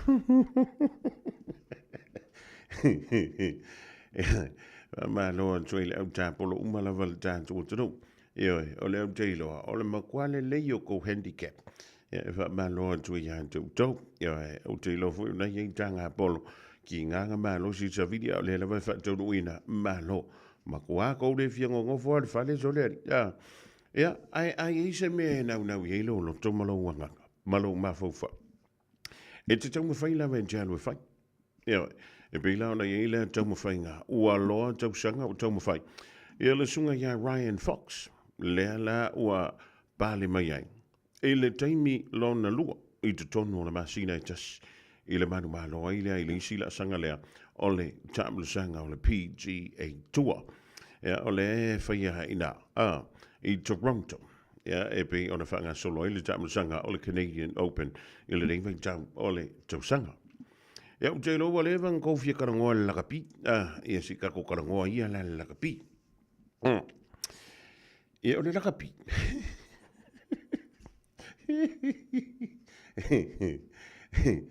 Ai nei a matalia le talo ngā mataima le au malosi le blues i le whai unga le veha so le seima vai today. Le tomua mai lava i saunoanga ali i whaasala lau. Ia le tūlanga o le au o yehi le talo ngā. Manu ma lope malolo le au matai. E toi fo i atu lava e whai le seimi whaino. E au noa ma se wha fasili i lona malai i Waikato i le whai unga o le nei fo i viaso. Ia, o le tūlanga nā sa yei, o le ana mafuanga. O le mafuanga le ring. O na o lea sa numera tasi i ale sifi i lano ai a inga o le tūla fono, e pe o ne elef suia inga o le tamusanga o le Super Rugby Pacific i le ring tausanga. Ia, o le mafuanga lea ua le se esi ai. Ia, o na o le sa mawalunga lava ai o le aua matai. I le mai ai lea o le tamusanga le hawa ia sua tuana iantu. Ia, o le alawa se e mai nei ia le aua le Crusaders, i le numera tasi, i le whaatūlangana lea. Ia, i le whaatūlangana lea o au. A o anga i antu tono le semi-final. E mana tuala le usau ni le Crusaders e tali malo. I le manumalo i le Blues, i le aua mataipo le Chiefs, i le whaingo le Davia, so tuana iantu. E le o se ta alonga whaingo fi. E le o se ta alonga whaingo fi, e le usau ni antu i le Blues. I le whaingo le reiva yaso. E o le mepi to silina manai. Tau whai whina uma au i e lua, i le tūlanta lea i le mai ai o le valu se fulu mi lute. E a whato ai lofo i le auro i lungo lefi, a li tūwewe. I le whai ungol niwe a sua lefa mai. Ia e whaino la koma le Brumbies. Ia, ngā langa whare kongu le Hurricanes. Langa ngā mua tau mawhare i pukoko sa mua lea fionga le sa ori i antuala taileota. E le i tai amataria le talonga. Ia, ai maali, i la uia matamantanti e le tamawhainga le Hurricane sa. A o nei na lau mai le awala o le pereki le tausangani. E feo lono lava sui o le Hurricanes. O te iloma mauti no leo le a ofi antu ton. O le awala en turu pe a o ina tō lau ina mai. E le li i whaia aonga ia Scott Robertson. Ia, o le whai unga lau le Davies. Wa naua mana malama le vala le kele le au whaikio ranga whaikio. Ia maliri. O le au lana pito ilunga. Ia, o le au ngai sao i lunga e wha iei au. O le semi-finals o le wha unga o le reiwe aso. Lea la awa tapena malanga i le Blues e hanga i antu i le laumua o le Crusaders i kalai stiti. O le la tani malo e le sunga ia Terence Hankin, ia matu veve ben, ia ma le la tau tāpua inga i le wha unga o le reiwe aso i le aso Varele. O le vlevio la stona, ia le la tani malo i kiri roa, ia le laumua na o le awa le Chiefs. Le ole Anthony Malo e le Chiefs i le awa le Brumbies, le ana malolo e le awa le Hurricanes i le whai ungol vea so le seima vaya today. Ia, e leila ma sesi ia excuse i tua to le mere, whai po aile la amanu malo o le Crusaders ma le Blues e mauti noa lava. Ia, ole au na le la home ground. Ia, whai la po aile la amanu malo le Sifi ma le Brumbies. Ia, o le tūlanga na ia, e whainga ka. E whainga ka le ka alonga. Ia mata alonga umai e lua i le whae ngora veiaso lea o lo o luma nei. Ia, awa o le mea lea o le atupu. Ia, e lea o se whina unga whainga o whia. Ai tilu fo i lai li situ. O le to a tele. O le au wha manu o lia. I le ta alonga o le lakapi. I le ta manu sanga lea o le Super Rugby. I le whae unga lea o le veiaso na se ima nei. I le au lawa ia le sifi. To a vanu le leia swinga. Lena whaia. E o la wale kapiteni. O le santa mo whai ina ia a toalo na malo spita. Ia ere a vi fōla ka anonga e kasi. E puni ti ai. ia leo langa ta alo. O so o se tangata ta alo lava. Ila nei tau fau o tātu iai. Po le hala vale nau ta alo, a wha apea e whai antu le siaki, e ono a awhia atu ai male rumana. O longa winga, e a maku wā ke le lava, e a lea wanoa e wha a mano loai, e a lea tamata alo, po lea fōi tama i ta alo. Ia? Sa huri mai lai le whai ngol niwe aso, e a whako ai loa, ia ka kōkala e whai, e le rawe as fōpe antātu au li e lelo fōle tua. E a wha malawa atu ia Kasiano Sanele ma le SK Crates, wha molimo sa moa. E malo le tafa wha oile ngā luel ni aso Arona Sila, e le iska kwa mema whai lau whari, o lau whari la umanga sa ungi whai lau whari ma ka fua o ka longa whai unga ki whai aso. A ko ongo sa, e reo koe ma whai le nua awhi luas furu mani ono. Ngā lua fi leo pepe tā lofa leu so ia mapsua Iosefa mapsua I Samoa. O e aluantu ma avantua ua fuala au mana I au tui whai na I Samoa. Junior for mua. O tā lofa atu na I Brisbane au Australia. Ma leu whai ngā aluenga. Ale John, ale Advanced Uso Automotive I da I Brisbane. E le sunga ia John le li pule ma le au whai ngā aluenga. Malo ia tau. E le on sa. Ia malo foi. Ia le lava papali. O le me fui le lo koe whai mai au, maa ko unga siampingi anga whea maa anga whea. Eri eise mea whapenga. Whako ai loa le au siamping. Ina ua uma semi whaino, ta alo le whaino. Ia whaka ko karangola le siamping. E ngangi kei wa eise siu tanto we maoluma. Ai ho o tu le dawa yaso wa e le fia tala noa mai fo I a te au. Talofa Samoa, o Atish Narayan, o le Licensed Immigration Advisor mo le Auckland South Immigration Consultants. E visosoani mo so se tu ai ngā visa e malanga mai e New Zealand po Australia. Telefoni mai nei loa I le o valu o tasi o no valu wha fitulua. Po le olua tasi o no valu fitulua tolu o.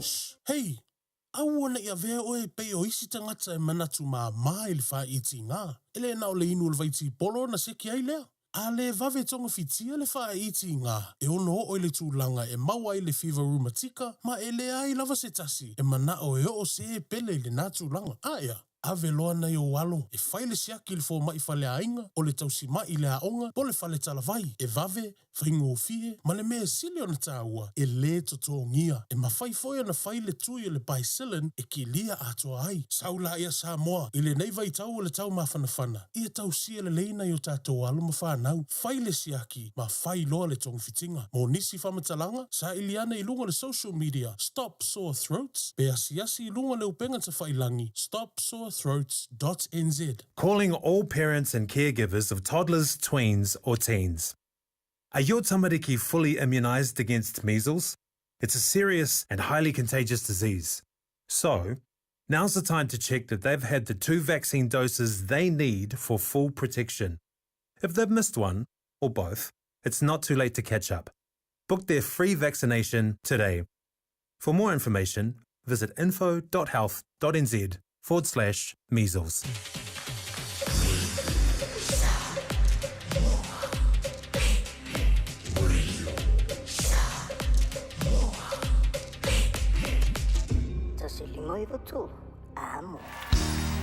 Bread of life sent down from glory.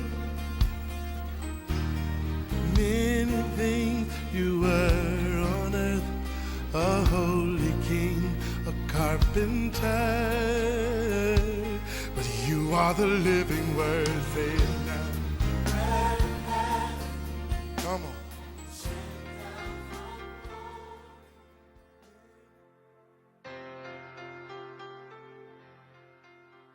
Alol soi fo maduia il tatou tunu o te whawhailoa I fo I te oe mwhai o na so tai mai tatou por kalame I le nei fo yaso. O le tusia luka e wha, whai upes furu walu e whapea, ua yo ulunga le nganga o le alii, awa ua na whau umai I a te au e fola le tala le lei I e matitiva. A o le upula mo o e le aso le nei o whaupuina whapea, o le tala le lei o le fofo mo le soifuanga mativa. O ke leo whapea atu le a e maua le tala le lei o nga e milionge ai lea pe o le wha moe ngā le kala le lei o le kele ai o ngi mea. A o le winga o le tala le lei na te whaasa'olotoina mai oe i le mea lea o le soifuanga mativa. Nuna winga o le tala lelei, a e maua le tala lelei i le alo le tua soifua na maliu ma toe soifua mai manu malo mo oe. E wha o loa ina oe, e ave esea oe me le mea lea o le mativa i le tino ma le mativa i le anganga. Makiva foi le tino mativa i mawhauwhaunga lelei, mativa i fuafuanga lelei. Piu se curse foi le ke fiu como fai se me fai quai ele u lelei.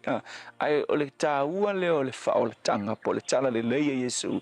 Nga ke wha manguia i te oe i mea ki kango i ai o lima mea mea te tau mawhai ai. E ke wa ai ai a le wha manuianga ua i lunga i te oe. Ua wha manuia le tu ele ngata na wha la vea ilo o langa wha le anganga. Ai ma benefits o le wha manuianga o le tala lelei. Na te wha sa o loto i tātou mele o le mativa. Mativa i le tino, mativa i le anganga, mativa i le mawhauwhau, mativa i meo fuafuanga lelei. Awa a whainei la sau su enga. Ia tunu ufo i e sili ona mativa i le lalolangi le nei. E ke vai i nuu lātou te, o nuu fo i o le tele o nuu lātou te ena le tala lelei, ma lātou le talia ina le tala lelei e winga i le alo le tua soifua. O nuu anga ke vai le larangi, i le meo leonge o wha mai o tūlanga mativa ma le maua lalo tangata. E sea e vai sea tunu wha pena, o sea tunu kerisiano, pai alu wha pe whai sau suenga. Sa ele misionare sa launga fo ia mātou, missionaries sau mai Amerika na launga sa ila na moli mau na fai maila na tala o so se mea la vai anga ia i mawha missionary ai wona i loa ina malona to lua o nuu sili na mawalalo ma matitiva o le lalolangi o nuu ia e whai mai e pūlea e meo le tele o anganga leanga nufo i re kau kakou o iku anganga leanga e tele ia nganga leanga e le ngata ina tele nganga leanga e mawalalo le o langa o tangata e le ngata i le tino ai whapena foi i le whaaleanganga so e whapena foi la i tangata taito tasi so se tangata lava e le o pūlea lona soifua e le tala lelei e ke vaia e whapenga pi e le ngata inga makiva le tino ma mawhauwhaunga lelei a o le oi so uma e oi fo e le ise kupe oi le lopolea e oi so uma lo no langa ai su e fale le loto le mafuanga po le root o le o le oi le oranga ke mele makiva whapena o tangata o le ai o se sotanga o le tangata ma le ali faola o Yesu. E whapena fo inisi ainga. O ainga la tau te ena le tala lelei. Whapena i tangata taito tas. Kilo wheak fo i tangata fo i le o ngiloku. Ai o tangata wai i tangata e o iloku. Nga o ngalokua. Ai o le tala lelei a Yesu ilo nolanga. E makuanga o ngawa e leise mea. O le mea o le loku. Ai o le ali faola o Yesu ilo nolanga. E lipi ma se mafutanga ma le ali faola o Yesu ilo nolanga. So le lui foi la mo oi le aso le nei. A fai o e ola i se olanga ke kau mawhai ai ua e makiva. Fi ua tau mawhai o rou makiva ia. E le ngata ngai makiva i le tino a o rou makiva fo ia i le nganga. O rou fia ola ia. Ua lewa ke le ngai ngofo i ngā mea o le soifuanga mativa. Soifuanga onge. Onge le lea i se tupe. Onge i mawhauwhaunga. Onge me le lei a whai o e whapena ua lewa ke lenga e whapena o le lui nei mo oe ke lo le ki kango e siaki lo o langa whaaleanganga o a mailau mafutanga ma le ali whaola o Yesu o a mailau o langa whaaleanganga o etalia le whaola tanga ma le tala le lei a Yesu i lo o langa ma e whaalo alo i le ali whaola o Yesu le tua o mātou i loa e moni o le ki o le mātou whaea ina ma le ave ese mai le o langa mativa o le whaafi o le tala le lei i o mātou o langa whaamanuia i so se tasi o mativa i le tino ma le anganga o na o lau suafa Yesu. Amen.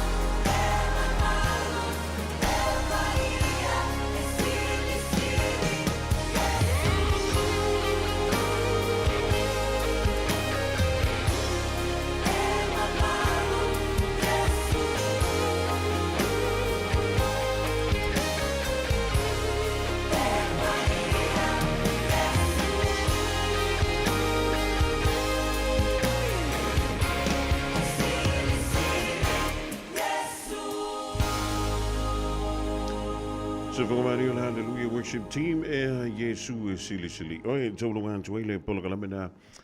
O le arento le ola mai a pasta la fai le kopo le Assembly of God I lano I savai o le atu mo se whaapuponga I le awa uli a te au teimi masani a wala wolo tātou wola wha le nganga. Ia, mana tu o le nganga kiri roa. A le ola wha le tino e makua masanga le lei. Ia ma le tātou wola wha le nganga. Ai uanga le pisi le sampo le stona. Ia e pula o ia me whaile songa fua kaule swale. Talavanti le tofaya vari malmalo yo pula o pepe ia malo. Tapena leile to malai now Eden Park ia wa foi mo meu con seti ma tulanga va pena nei masino you. Fili malu ia malo so I fu le tua ia fu Rosa Lovea. Malai ngare ma fu topai dai Australia fa bana wan tu le vai on la woli. Ola kamo nai ma ma nai van tu pa Yesu fa ia ma lo ka fa o ngi asu. O te loa nai le vale o kuini se lani mani sa wele se. Ia mal ta fa vale foi le lungo nga me o loli ma. Le tina ia mali pa ia la malai ngai Brisbane Australia. Ia va talavantu. Le tautua Radio Samoa fa waule ia woli falani Williams ACT e mafuto mai ele tina ia se nia le au no e ma e anua isua e le mele o le fai mai o ia champagne e ua ko ke popoli o le mea o ke fia po le ale tulanga o ia au le tampuai o ke saua ka karango ile so te vanga na ia o angi se fa ia pe o lu se mafui ia pe o ise kulanga le manfia ai pangale e di ku kusa na mo le me fa le mo le ka o le receive o inga e lo ile la volo to ia ma le la volo on sai pe antalia me le ia ma mea fa le e o va pe ngar fia malo I'm a quality lo avia ingazo. 24 hours a day, 7 days a week. Radio Samoa streaming live on www.radiosamoa.co.nz. Fatana fanso foi so ya polo arona le tama fenga wenga Korea male company le tasi in North Brisbane e Australia va pe foi I Madurewa ma lo lava o le sta ya meta wo se uso foi e le faya ya se fia malo se Alisi leo tātou wha silanga lau tau wai leo official Radio Samoa. Wa la vale longu puiri o lau tau pa ia ma lau tau malu nisi o wha mamoa la wha tau wina I le neifo I vaya solona lua o la masina o Iuni lua fe lua lima. E tu mo antu I tātou wha silanga pe o la masina I le tusi o le vau filfili ma le tusi o le songa. A wani ngalo saulo minga o le tusi o le songa fatasi ma saulo minga o le vau filfili.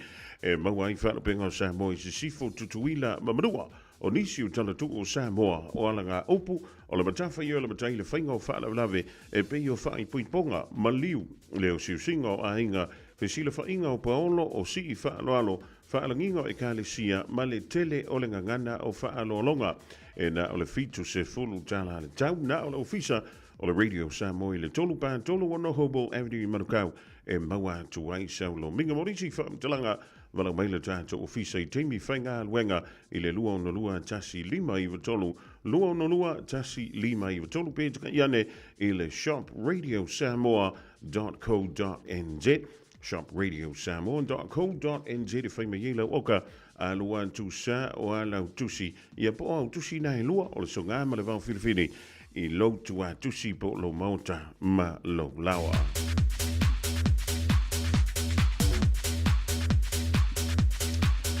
Alexia tātou whaasilanga leo talo mai mafutanga le whianga o a maile. Whaantolo wantu lau whaafunga anga Samoa. A ole nei whaasilanga whaasino tonu lea I le mafutanga alo matama whanau. A li paolo fo I maringa whai malu eile nei no o a maile yali pata. O le a whiala tātou whontanga I le stodai nei a so tonai. A so se fulu marwhao Iuni. I le itulai tonu I le a wauli. E whaiala I le Kelston Community Hall. E tālo sanga toi malanganga ma walalo tātou te ma le tātou ma futanga whaapele au talavou e fia maua sta to filo inga ona o se mata upu ta walava Morisi whaamtalanga, whaamsota iane, i ale olua tasi, lua wha lima wha, ono no lua. Olua tasi, lua wha lima wha, ono no lua. Whaamtangilo sainia, ele ofisa, o le mahafutanga, alo matama whanau le whianga, o a maile i auki lani New Zealand. Male tātou wha silsilanga muli le talo mai le riva inga le aso mo le mahafutanga, a loma tama whanau le whianga o vai e sa whantai au ki lani nei. O le awhaia le tātou mahafutanga masani i le astona ina ia sa sfulma le whao iuni i leitu lai tasi le awauli e whaia le i le mauta o lutu i manga mau le tuatusi o le wha le Neri Place i Mangele e tālo sanga tuai ma le wha aloano le tātou mahafutanga ai mai se foi o tama whanau i siu tātou nu o vai e sa whantai au ki lani nei. A whiwhio mai, maliu mai tātou nu ti mea whaatasi, ma wha mau popola mawhutanga siu tātou nu. Whai mai le tasi whaapunga wha Samoa e le leia le to sea hanu upo poto. Tālo sia i le lofa malanga leo le tamau i le langi, ma moli antu iei lau tau soi fuama so mātou wala, tātou te whailo iei le aso male manuia. Morisi whaamtalanga, whaamsota iane le te whono, i le olua tasi o iwa, lima lua valu. Olua tasi o iwa, lima lua valu. Whaamtangilo sainia ele laulau a whono, a le mafutanga le whianga vaie i auki lani nei.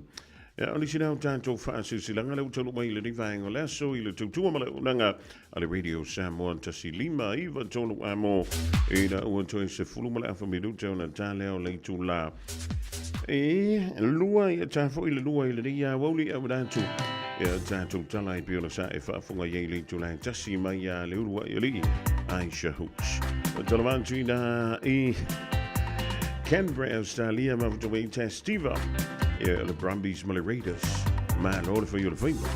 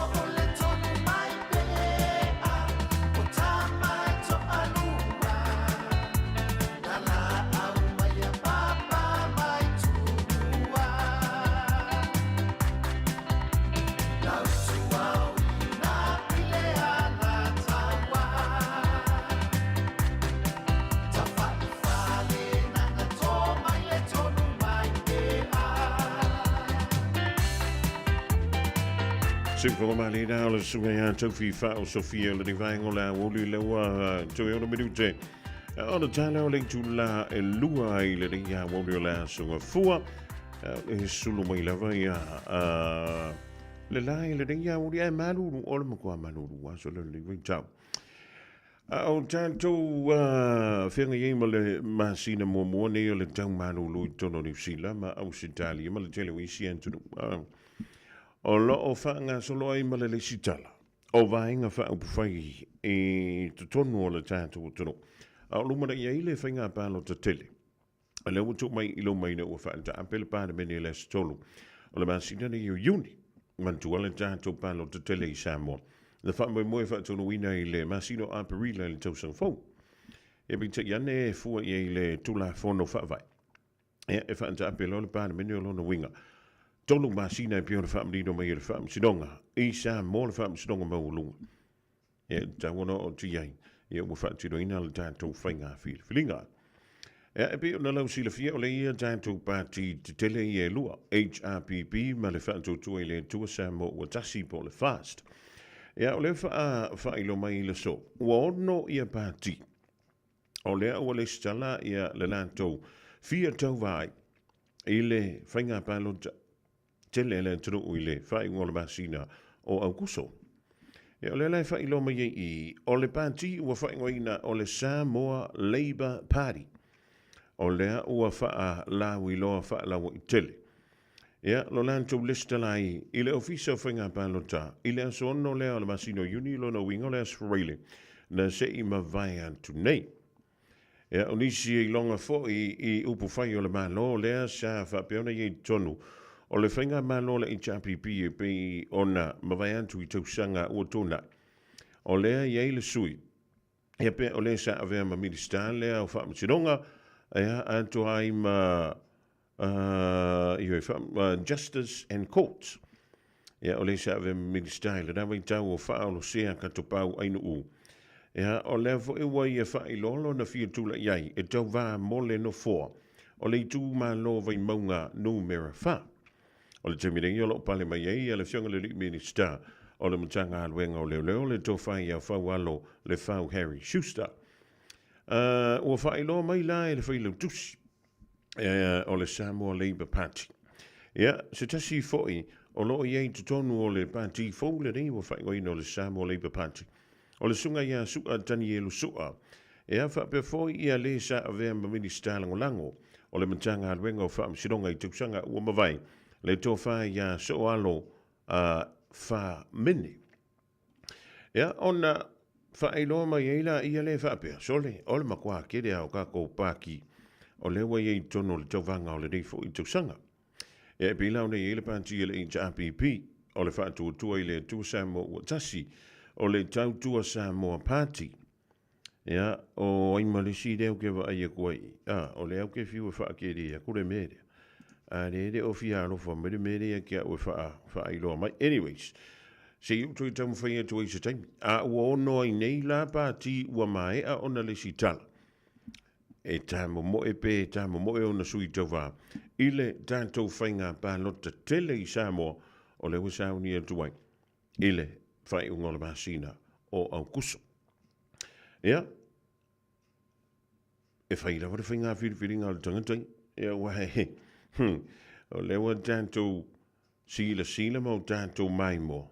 Ia ele o koe whengo fia le riwa I tak.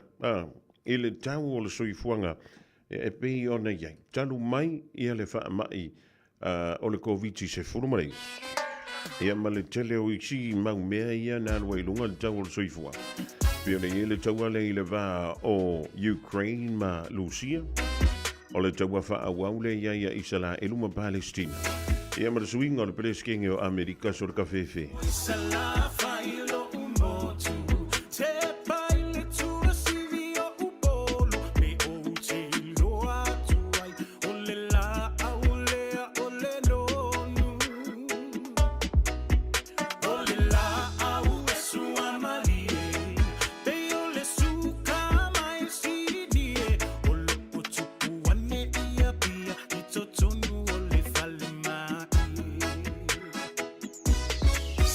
my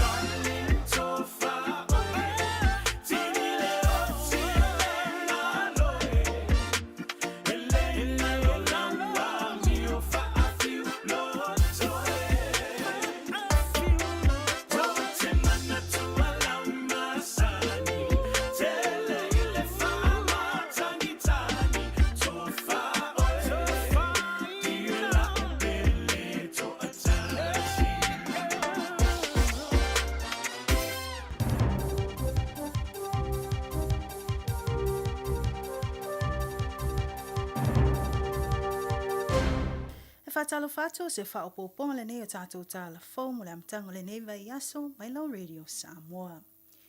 I talo o tomua, wa whaalawi lo mai nei le vai ang whaopawhai le National fuafuanga I suinga o le ai nisi o ai inga mo visa mo mātua o tangata New Zealand o lo au maui atu nui mamao po o migrant parents.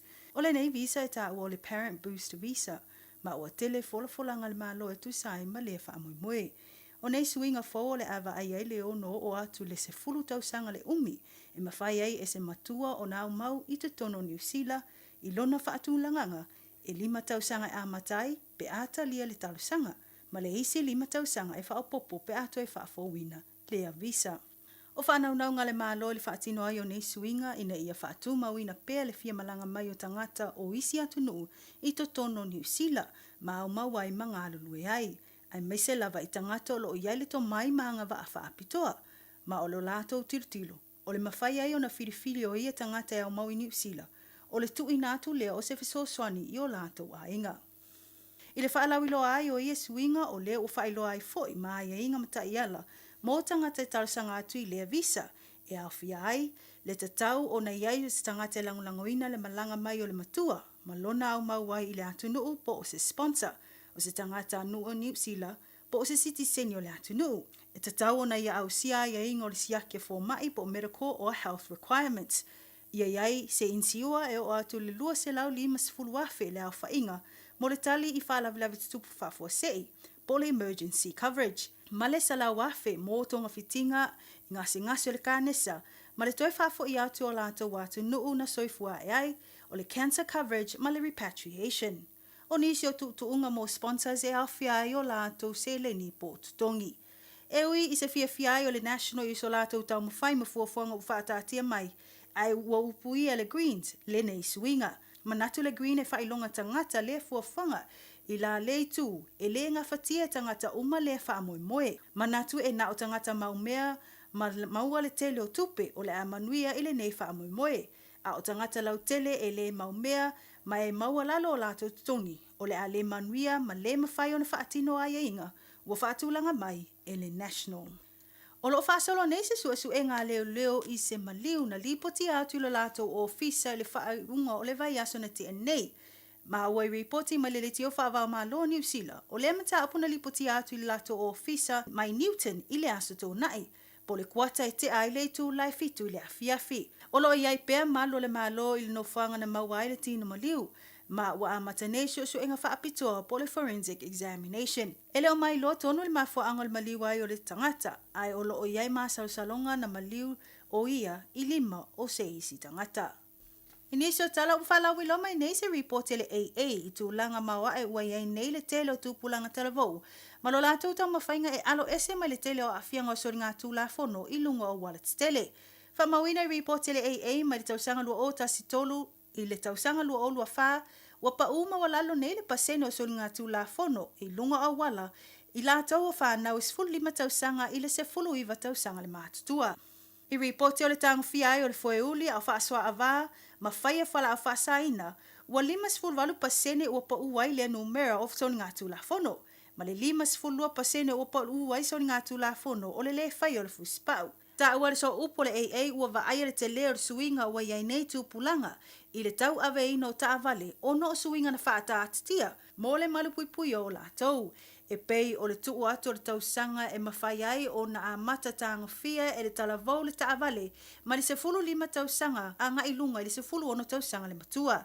Tapu o na tanga fia se talavau e lalo le 2 tausanga le matua o se ava malosi. Masanga wha malosia o aia inga mo tū la whono o le whai o suenga o ave ta avale maisi.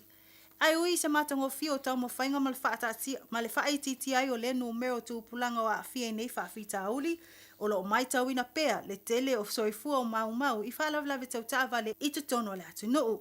Ma o New Zealand o le atu nuu e maua lunga I lava lana numero o tūpulanga talavau e malili I whaalavelave tau ta avale pe a whaatusa atu inisi o atu nuu te tele.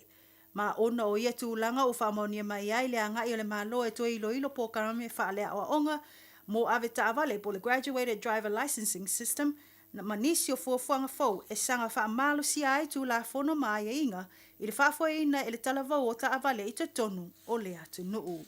Mai tala mule se fulu lua tau sanga o se tamai titi ua molia nei e leo i le tū fono. I lona whaatupuina o se mū ma le loto iai po le arson. I le mū ai o le fale ainga ale McDonald's i pakuranga i le masino me. Na tūla i lea tamai titi i lumo o le whaamsinonga mo tupulanga talavau po le Manukau Youth Court ma o lo tala nei tua o ia. Mai tauina le te le o le afianga le fale ainga ma e whamawina e o atu lava le ono ta avale fui mū na tau mawhai e tinei le afi i le taimina tūla i ai lea whaalawlave. Ma awe reporti le ono whaatino ai e leo o nisi molianga a o whaasalo ai a lātou suenga. O tātou telefona mo le nei tūla mai lo Radio Samoa whaaftai whaafonga mai, tau whaasoifua. Ua na o le Radio Samoa se furulima iwa toru a mo e tau tuaina o e ilangu ngana fitu aso le vai aso.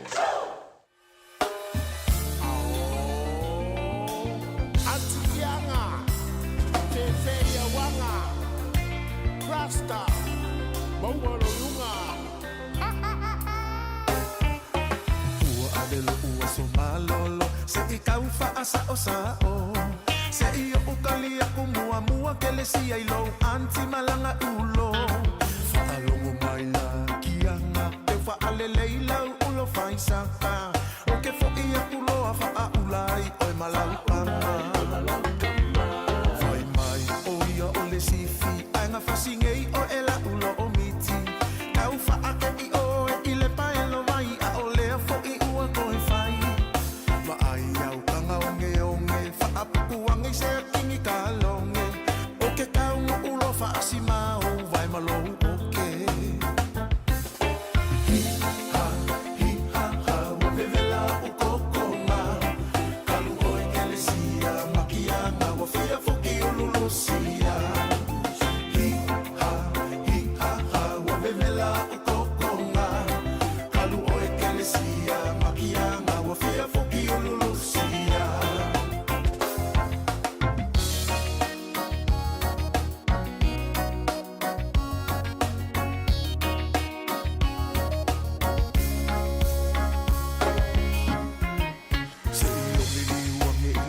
Ola uva ai ke fia ka maleanga Wa e fiki fiki mai lo upu ke maua e engela upu I mangava Whaalongo mai lali I rasta Waka kaulonga e ku ua Samoa O piko ngele waka penga kuilonga solo akoa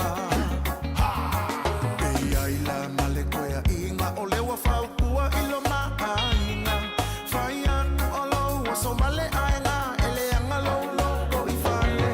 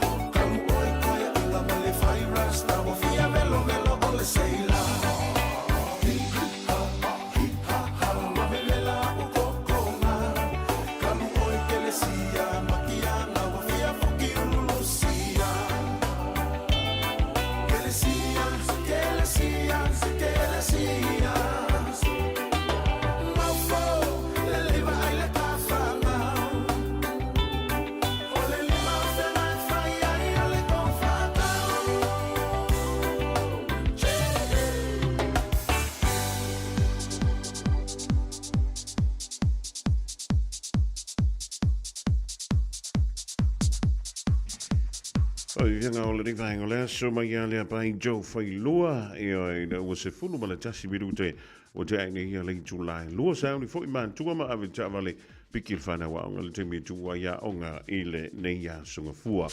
E mo tumi nei e whiwhila wanga o le ua whantas mai ia le tofa ia le ala au kusofia le lei o le Enterprise Border Group i Marukau a wa fo i se tātou le poti o le amatanga o le nei a vai a sa fau whaatalafantu ai e lau tofa le ala malo le whiwhila i malo fulu sa i le amatanga o le vai a sa fau.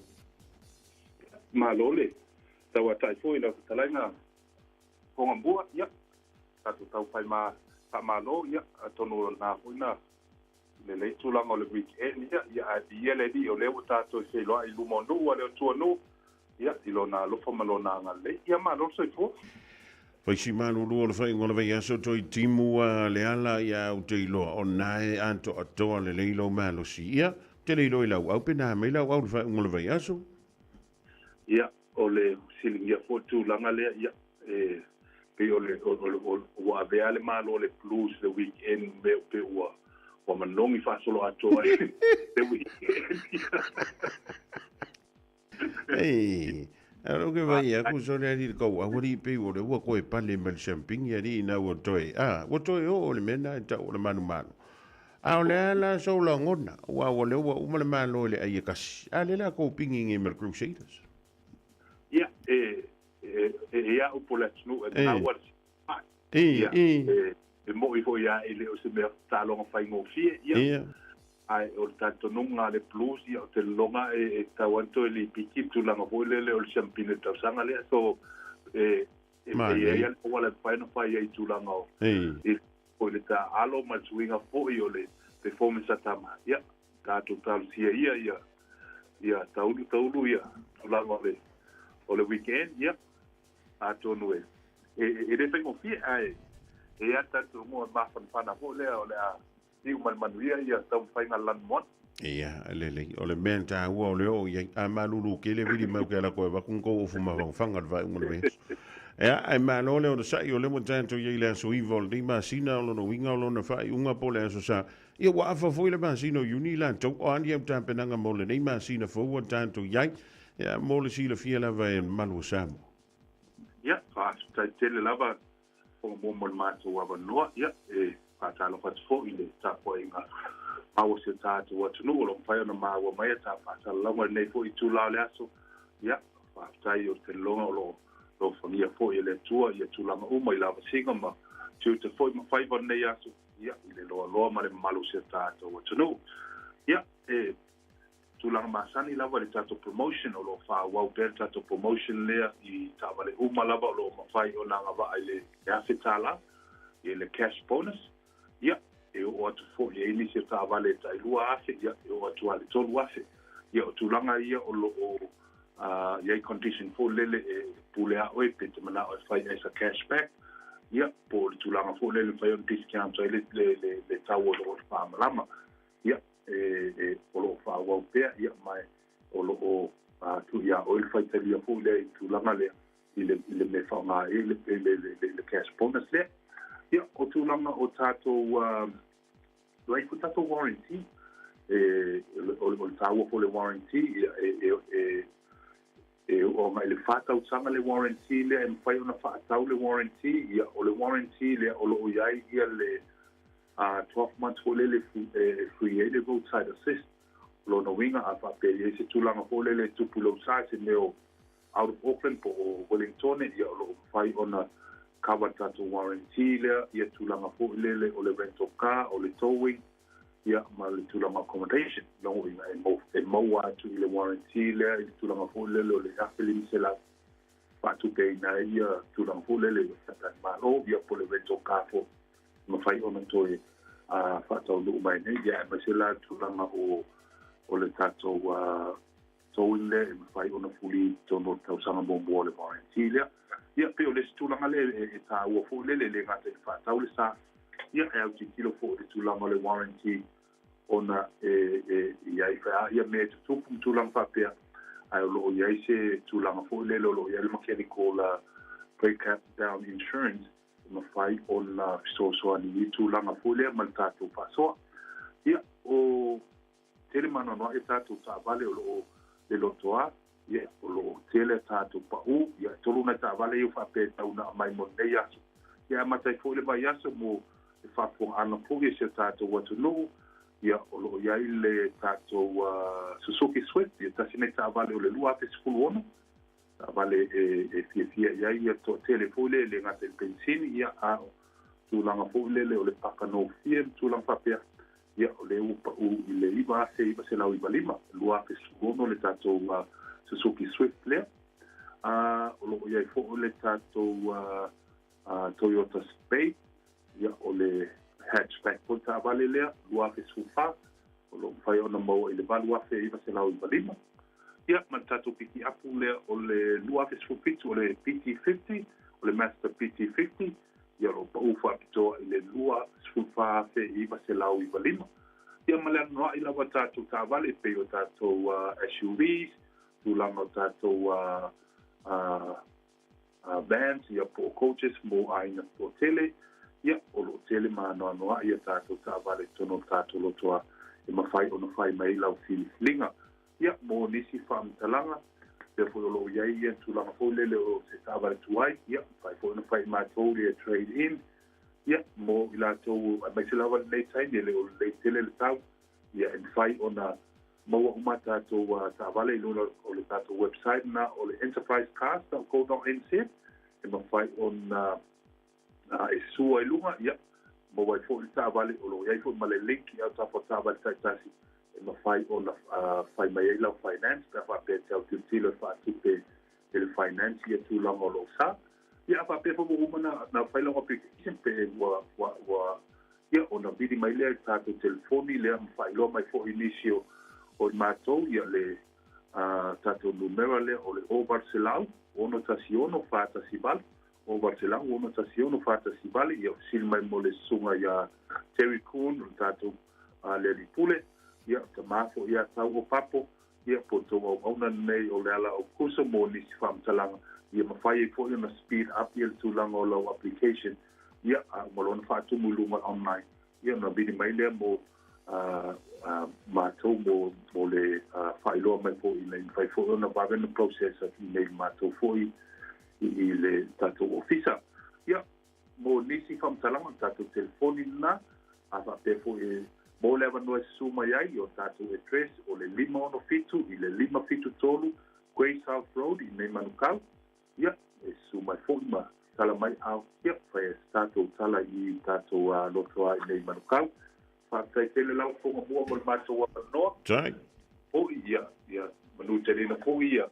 So e ngore nei aso i le ala tautua, ia malawa singa po e lo whenga iai, ia le whaafonga mau fo se tātou atunu, e lo whangia e le tua, ia tātou toi whenua e fo se tāo mua a o mo pe tātou, le lo whamaleanga le se tātou a tapa au sili. Ia, whaatai mo le mātou vanua, anu te leina lo aso o mua. Ia, mai e tasi pe o nei, talai le tofa ia le ala a kusofia le lei, o le tautua malau nanganala Enterprise Motor Group i Manukau. Malo soy fua, o se fufonga Samoa, Radio Samoa, tasilima iwa tolu amo, se kia Radio Samoa. O le wa se anto le taimi le Radio Samoa le ia woli ia lo se fulu miru tu te ni le tulai lo se taimi le tu mau, o lo ia le tātou whaatondonga ma se tasi fo yo alo le tu o ia o se tusi tala. Ia o tala le mo le whanawa onga, e sofa ia Sandra Fantunuk, a wetelu mamau. Ia e tuli tau mai lo tātou whaatondonga luna. Se isa so no ala e Samoa amata ususu le Julia Luile atoa sulu ile malo mama lua ile tuinga salani le ua ovale ila awalunga ioleta so asili le mata ina fai mama lule fai ba Silile sila sila taura wangaba isio sasa ele mama luna youla esilia tulava iona ponela Samoa mama lua ila valo sau no yo lo andele pa o fai fai mali e o le pati ma le po sei fa solo fai wa sao ia ma le nei aso so ala o te le lava le fa ta fiti au alunga le sona ta fiti fiti e u te o fia fia nga fa asamo mo ni lava uasili fai mama lule fai mama e silile sila sila taula wanga va isi o sasa ele mava ele mama luna io ula e esi atulava io na poneila e samo e mama lua ila valo sao sao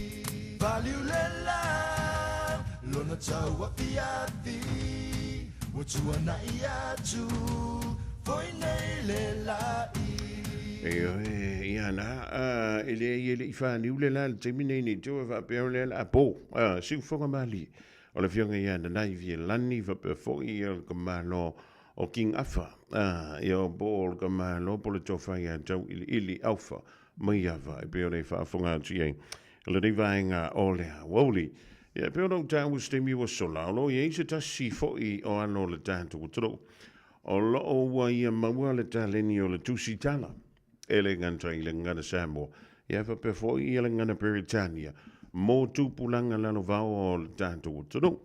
I le nei nā vaengo le awori, e whiwhilanga o le uwhatasi mai a le tamita i tusitala, o ia tusia ia ni tusi, i le ngana Samoa, ma le ngana Peritania. A wala lea o ina leo na ia tātou walo ma whanau, o loo soifuane i whafo mai o Samoa. Ia, o le mafuanga wale ina tusia nei tusi ina ia iai ni resources. Ia po o ni vaenga e mawhaionu sosoani i alo ma whanau le turu. Ina ia o inai le tātou ngana Samoa. I so se antunu o lo whapelea o na au mawai ma soifuai. Ia, e le nganta i lea tolu fo inisi o tusi. I le ngana Samoa, ma le ngana Peritania. Ua ia tusia, o lea sa faa to a faa la wiloina. I le vai aso le ngana Samoa, lea fa to a mawai antu le vai aso na sei mawai antu nei. Mai au kilani sisifo, fa tala fantu ia te oe, Sandra fantu nu, ma lola soifua, ma le langi e mai asu, mai antala mai o au. Ia, o le pono kalame o le Radio Samoa le ia, uli ma lola soifua ma le langi e ma. Ma lo soifua se o man whaptaila mo le avanoa. Ia, o te whatalo whātu suafa man malo o Yesu Keriso, tato alima, tato whaola. Whatalo whātu fo it pa ia man mamanu o le hawhia o lo o mai mua mai le nei aso. Ia, ai vea foi le nei avano e momo le tua ile angang whaptai a te oe le sunga se o manu. Ai me se fo i Radio Samoa, a wale nei avano matango fie. Ia vai, ia o le ala a wha malulu atu. Awa ele le leite le wha Samoa le nei au auna. Ai o le a tau mawhai atu pea. Ia, o lo ingoa, o Sandra Fatunu, o lo tama, o awala fitu, e sau mai le nuu o tuali. A o lo tina, o lo tina, o le manu parolo, e sau mai mata utu le fanga. I'm sure o lo mai mo mai lo tina. I think my dad's still working. But yeah, hi mom, hi dad, hi all my family. Ma lo vaptai Sandra, ia, Oliver City. Le ale mafuanga wala yo na e se tō whai te oi. E te tūsiani tala mō whanau e le ngantoi le ngana Samoa. Ai whapefo ia le ngana Peritania. Yeah, I think whaptai mo Fasili. Na a mata mai, I think I le tausanga 2017 o lo naua e tau mawhai e whaau le pe tau fi maulenga ngana Samoa I lo lava whanau. I was looking for books for them in Samoan back then, but it was quite hard to find the resources. So that's why I started writing my own. I thought that was one of the best ways to help the language, to keep them in. As long as they were literate in Samoan, then I knew they could keep the language for themselves. I will give them the tools. I pule ala ko e, you know, if they want to carry on or not, but that was my duty. So I think that was my reason for starting. Sa whinga tāpe, sa whinga o whio nā matona e tusia I tusi le ngana Samoa mai le luawes fulfitu. E ia se vaenga whainga o whie, awanga o kauma whaipe kusi for like something relevant to the children. That was my heart. So to make it, so it was very simple. Le o ni story whainga kākele o mea whainga o whia se kauma whainga, you know, to keep the language alive. I me se fo ia the general language, simple ngana Samoa. O le hala se tala nei o walo I a o e na ua mai, on tusi, e lau tusi mom. Yeah. Kids will be kids. They're happy, you know, they like to see the books. They like to see, I have the pictures I have in the books are lots of them, you know, so, but I don't know. I hope and pray that that it's helping them, and I hope and pray that it helps other kids. Lele, ua fia nei lani au tusi ua tusia e se mai e tusia le futa a whaala wiloa I le vai aso le ngana Samoa. E se fulu lua tusi fa Samoa. E valu it's also multi, so se fulu lua te o kamai readers, simple readers to keep the language. You know, and then I've also got multilingual for the series Fijian, Tokelauan, Tuvalu, Tongan, foi malis Niuean, yeah. O lona winga le ua e whaongaina uma le telo ngana antunu te tele i o le Pacific. O la se mawua anga sendro wa e nau nau e whai umai anga. I found o le ko'okele o kangaka e manga o le I le nganga, whether it be Samoan, whether it be Tongan, Niuean, Cook Islands, the other one. But there weren't that many simple resources. E kele kuti ua kusi e kangaka, it's a bit more complicated, but people just wanted sentences that they could translate themselves if fie. So that's a large number of the books that I write are very simple, and then I have the story ones. But the ko'okele o kangaka, I've had feedback where people want to learn the language, but it's not that easy. Yeah. Lili. I le vai te mila le sa amatai un tusi a mo le whana. I se sina e anga I e mo se fsosoni fo I le tantu ngana samu. There were some people tangata that I had to look to, some writers and authors that I reached out to. Some of them responded, and they were a big help.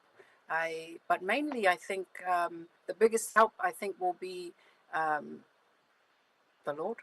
It had to be, just doing what I know God gave me to do, but also my husband. He's a very big help and a really big cheerleader for the work that I do. But yeah, it's a pretty lonely journey. I suppose it's just something different, that's all. Yeah.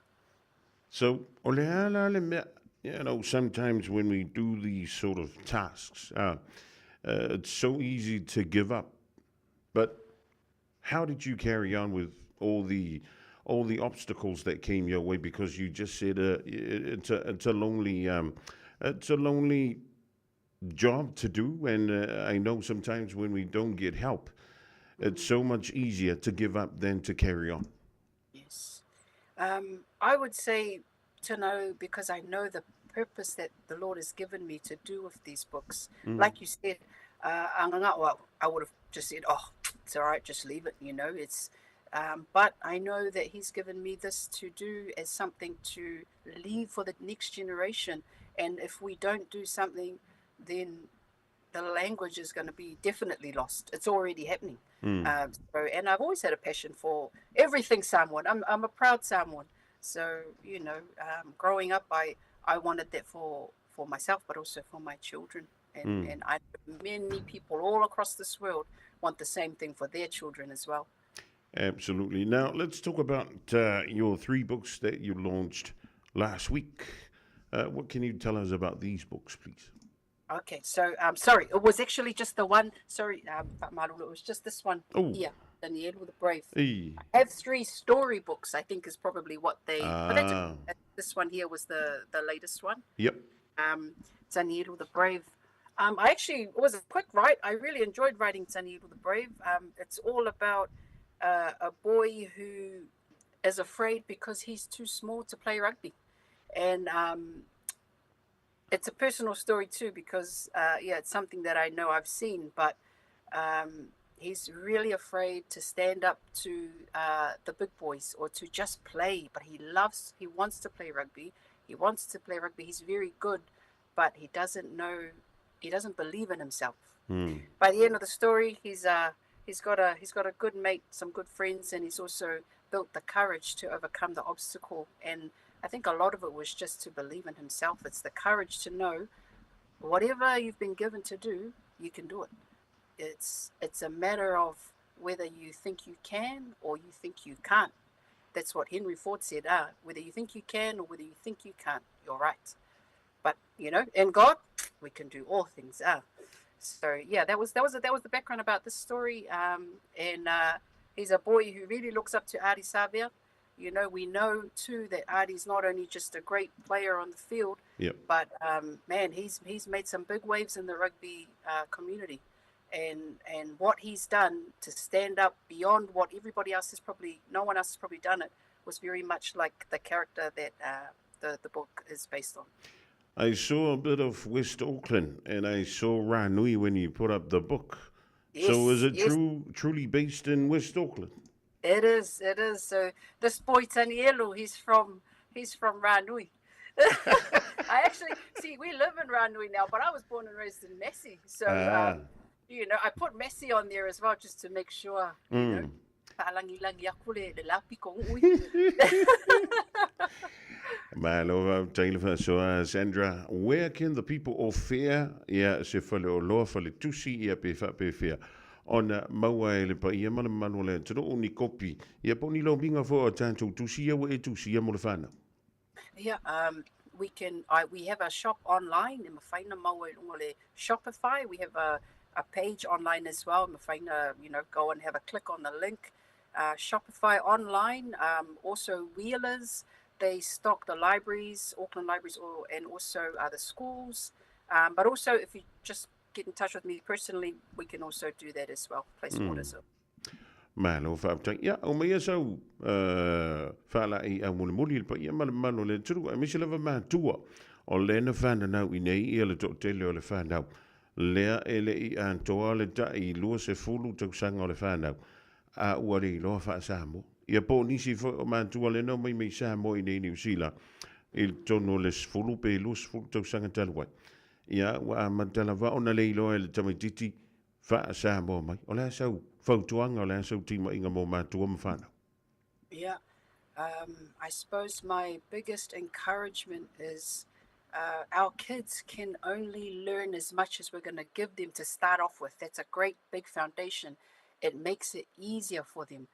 If we can do what we can, we might not be the most fluent. We might not be able to, speak as eloquently as we would want to in Samoan, but you can help them. Small words, small sentences, surround them with your parents if they're still around. They're a huge help. Get them involved in the Samoan communities somehow and just get the language. It's all about the language going in, and then they can hear it. Even just encouraging you to do your best, man. It's such a gift to have this heritage as being Samoans. So what we want to do is not keep it just for us, but we want our children to carry on that legacy as well, and to also have the opportunity. Make it easy for them. Don't make them have to work hard to pick up that culture later on. Surround them with it now while they're young, and then when they're old, they won't depart from it. But that's my encouragement. Yeah, I'm pretty sure you mentioned your mum before, and you mentioned also that your dad is still working. Yes, yes, my dad is still working. He is 70 next year, but my dad's a hardworking man. Wow. And, yes, and my mum, I don't know if she's watching right. She's a massive fan of Radio Samoa.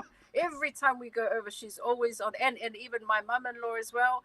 Mara, I know they watch Radio Samoa. So hi to everyone, to all my siblings and my husband and my children he had to take them for a ride so that they would they would be quiet, so I could have a quiet house. Well, Sandra, it's been a pleasure having you on board. When do we get to hear and read more books from you in the near future? I'm hoping Silman will do another series of the multilingual readers. And a couple more of our storybooks soon. God willing, the rest of this year. It's been a pleasure having you on the program. All the best with more books coming up, and we look forward to bringing you on board Radio Samoa sometime in the near future.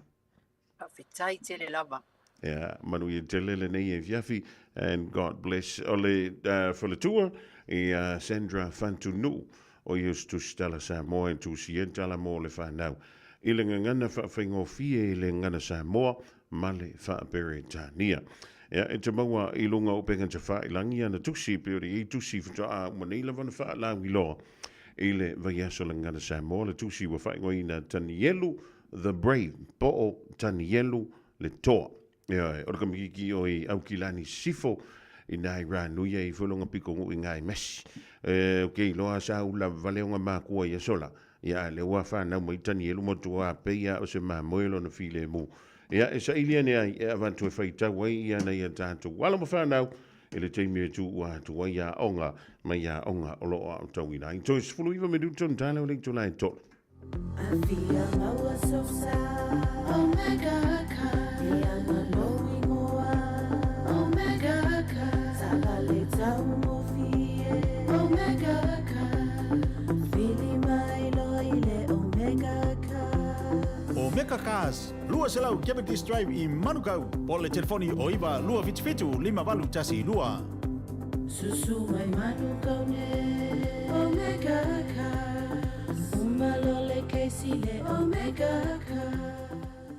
Wai nei le la le Bluebird Lumber and Hardware i Mangile. A wa whātau molo ainga i Samoa. E mawhai ona whai umai oka o loa whauwhale. Pusa aisa o ngā umu TV moenga. Se tino forma le telo o loa ese. O whātau umai mawhai ona tatongi le tātou ofisa i Mangile. Ai piki i whale o loa o le Bluebird i a pia vai tele po sa le longa. Walau noa le olua tasi 5 tolu whawha. Olua tasi 5 tolu whawha. Pe i meli le info@tlmarketing.co.nz Moni si whamtalanga. Le Little Feet Childcare. Tatala i le asonga fua a ngā i le aso whareile mai le fitu i le tae au, a ngā i le ono i le afiafi. Maua le awanoa o le pepe whato a whanau, a ngā i le 5 tausanga e a onga ai. E lua se fulu i tūla, e a onga i le tamaititi 3 tausanga a ngā i lunga, e a ungoa ma se totongi. E mawhai o na piki lo walo i le tae au, matoi mo moli i le fale i le afiafi. Maua fua le lunch i aso uma. Talia wins quotes. Whafsota i loa la walo i le Little Feet Childcare, Luas Fuluono, Yates Road, Mangere East. Telefoni o iwa, 255 55 luaono. O iwa, 255 55 luaono. Nā lofa Samoa, waule nei o kāsputi alu, a wale sui alingila o le kio. A eva mai i le se furu 5 iwa kolu, a mo, Radio Samoa, vevela a.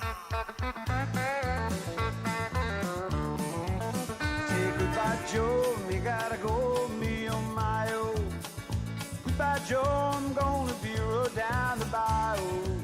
Oh, my Eve on the sweetest one, me oh my oh. Son of a gun, we'll have big fun on the bayou. Oh, jump the line, a crawfish pie, I feel it combo. 'Cause tonight I'm gonna see my Michelle me oh. Big guitar, fill for John and Big Ale. Son of a gun, we'll have big fun on the bow. So we are, I feel and it me manaya. If I'm a low mo, fa'ala vela ve ai pese maia. Oh, matata pe baila ala a miliona ua lava. Una sauia ta fa'ato fa ua lava lea. Fia tele si fa'atau olo ai matata ata.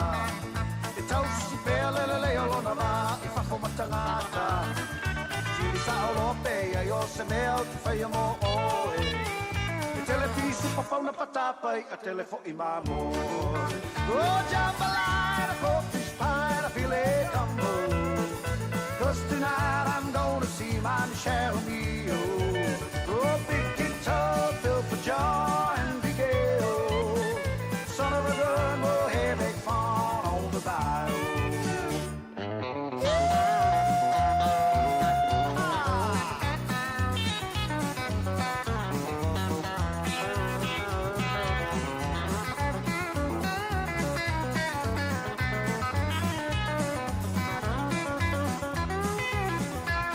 So we are, ta feeling it in me manaya. Fa'angalo umau, fa'ala vela vea, pese maia. E matata ta pe baila ala a miliona ua lava. E puna sa we are, ta fato fa ua lava lea. E fia tele se pata uoloa e matata ta.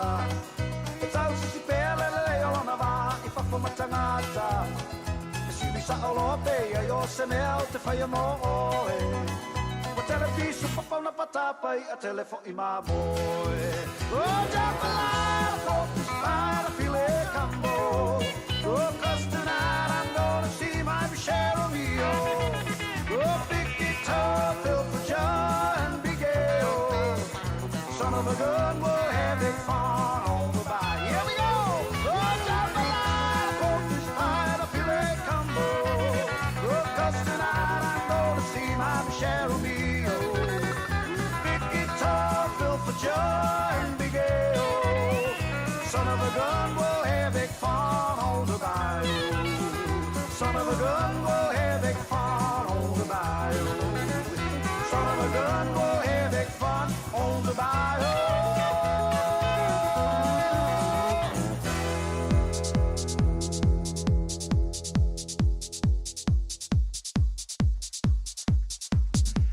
Sufo Marina o Fana Jerome Gray le vang o leso ina utoi se fulu ma le tolu mala fa midu ton tano le July tolu le nei woli ole wa fantas mai le sunga ya Victor le toto mala ndanga le Tire World and Auto Limited yona la la lua I longo East Tamaki Road ma Beds Road ila matanga le ve so mo se lanto fa bito fo ia mala lanto tua o lo fia fa ma tu mai mu tanto ma talo fa Victor ma no nga lui.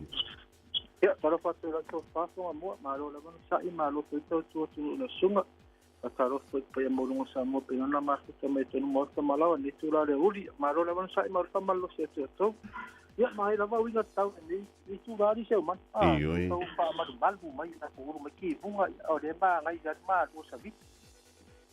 Ya, o le turanga nai pe o na mo le mawina fo I manu kauni. Ya wa makwa ila ma tau le manulu le masangi ma ko le manulu le ko ya Victor yo le foi ka fa ola kuma ka vale wale ola ki ya kule ma fanga le ola o ngo wingara o le ale so soni mo ma tau Victor fa mol ya kawanga ma ka vale ko sia ma ya o ma tau sanga ma lo ma tinda le yo la valo ta vale I se full service ma ka nga me ya tu nga leina ki tu nga ava pe full service ki umala wande umata vale apa pe ina ta vale ke to ko no mi ko ko mi ta kara wari ya o o nele ka ma bere ka o re eche no fi se ke ni ya kulanga te hari yo mang ila vale wa to suma ni ta no pa ni alo sa mo te malamba ye ia lele ia au mai lo fina ngalo amanto ai Julian to ma li di ma to ni ya Olivic ya ha sai la mo mal mato no ma sa si le ta to pambua pesini to iwa tasi bua tala tu ono ka ko tisol tala no iwa ma tolo Africa taxi ka ka folera o point ya Scanton ta to falolo e mauro discount ka pe tu ka varia ma to solo sene le ta to lo pa ulo le temin nei ka ko after pay sai ko no tu ka vale so mai no after pay to no lava ta to pa pe sindi fa ke si APT fento video do so valuta la iwa sene I te tongia awana ngalo lo swafe mese ko tanu mea ye to ko tanu tato se mo saunia ye tanga ba ala si ko ya data fa to malo sa ile tato po pe se ni swafa man malo man debe aso viona ye ora fa man ina man debe aso matato data utro ta ba ile tato pamu ole tato fa di sindia ye se suma I wala fa le rosa ye te fa fola wa la fu service le taxi di mato istama ki voga saki mama to me o malo tavale te pe ina fa tonu te patato wo fe do sutala ti tongia pula mo daso ye se vala au mai fu mala no I le tato fa di dia di fi fa mato ta vale fa pe so so fo willi e mo e ka uli fa mo lunga ko isi mo lunga to le misi tato pali lis o le loing o snoko pu pas pero fi feeding e tato company ta fole fa pe wo le pasilo ta vale o kere pa ye fa pi ye tato feas e pasilo te palo ta vale que no pido flex o feo e a papel que eu sou em o ya se assim ele está toda a vale ele vai usar uma final do fan mo na tulanga yo lo mo foi tava de passar tava de fou tava de tuai pero que filinga SUV cars tato hyper cars o tato small cars passa folha pick up for rent Hilux Nissan uma teu fa mana tava de uma vale passar e tava tava uma na teu mo foi na modify ya tu esse que na fou lava ya ka spoiler o le mafa ya o le lifi o le pupa ka ta fole mo le sno ko ma papi I tato tabar fa tau ya ka ko makta so man tu ya I tato fo willi ele va se me ko por esa ula fa ka kulo I alu mo oi ya afa pe fa tau tabar fo fa tau por tabar fo mo lo valo sine tu pe por la que stack e tar mo oi tato que stack ya mata mala se tala ngai dunga ko fo val tau tabar na fa tau ye mo falaula sino tupe il tato afetta vale polo va mette su mem oi ye e apalai lunga tato faina ton ya ule laisene tolo ma signoro penstemen apalai so ta vale il tato afetta vale ye mo sino tupe ma ya mato il tato afetta vale afa pende te wa ngisi tu langa ngal te ma ko su se ki na ko se ki na te ma ngai ya ko se ma so faina tu langa mo e fo ngisi ne ke ma ko lunga pe ko fa to por lunga tato va fa tau ye fila va e sui ia turang pa pena ia meta telefoni o iva lu fitu fa to lu lu o iva lu fitu fa to lu on mena tato a falisinia tato fa pau tasi fitu grupo to tato temen nei lo falinga tato speso ka kosiki me ku umalava a ta pesa to se ki me mata masai le titi se pa ile sai was furanga ilunga ma tsoela ga ta utro la uta vale ia polo pensing foi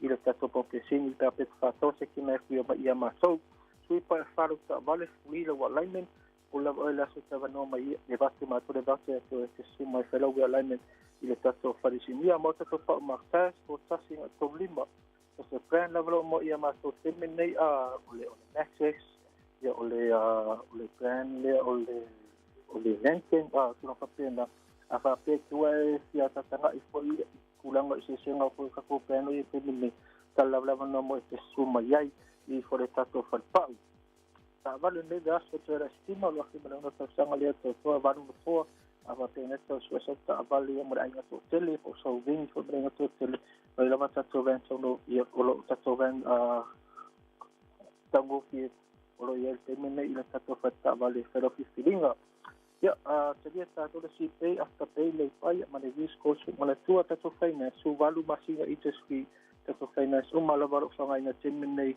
ile tato company ia tato lala e dua falpa wana tato fole o tato faritinia me telefoni o iva fitasi solo o iva fitasi solo no mena tato a falpa e vidi mai mo se so sani mo termine se man fa kada mo no Parui tele ngā ruenga o joe le ria sunga fuala sunga ia Victor wa vela wa ia mafuka tamu le moli o le tautoma nanga Alataya World and Auto Limited i nai o tara iona la e lua ia wal fo i leanga ia tu le malo le turu e whanga ina ia la tu ma la tu au nanga Radio Samoa Tasilima i batolu Amo Radio Samoa Tasilima i batolu Le wa tū no mala fa bidu tū na tale o le tūlai tolu tāli ala tātou whilo inga mala whionga ia le lua iawa mai na vai misa e sa mo sa teimi o le hawa uli nei. Apa telefon tuina i Kansas City, Utah, America. Toba ia le tū whina ia Agnes Married Ava before ia le whalitu ia lofa. Toba ia isa ia mala utu i loma umalawa.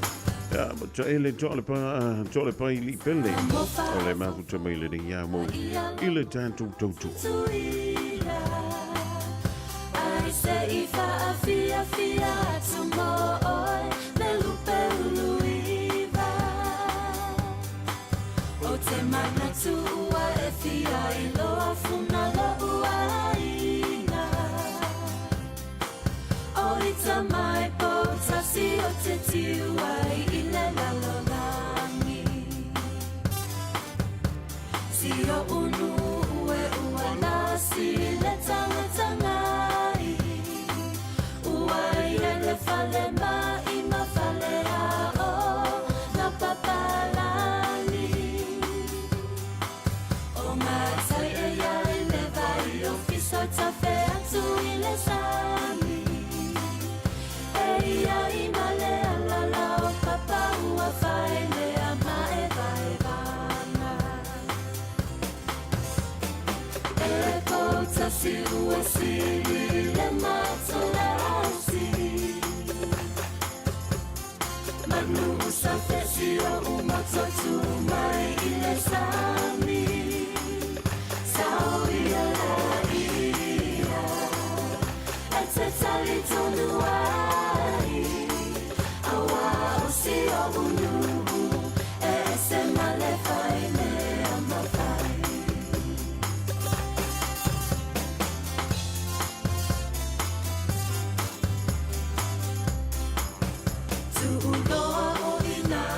Solo le mai moana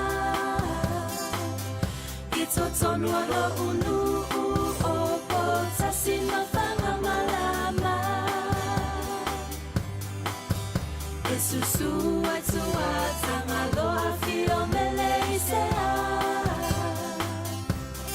O ali isa ona o si o unu mai anamua O te levi I vale pe o te vai fua o se tala O naia upu le ngale whaale tonua I lava se tangata A whai e te leu si tai e te u o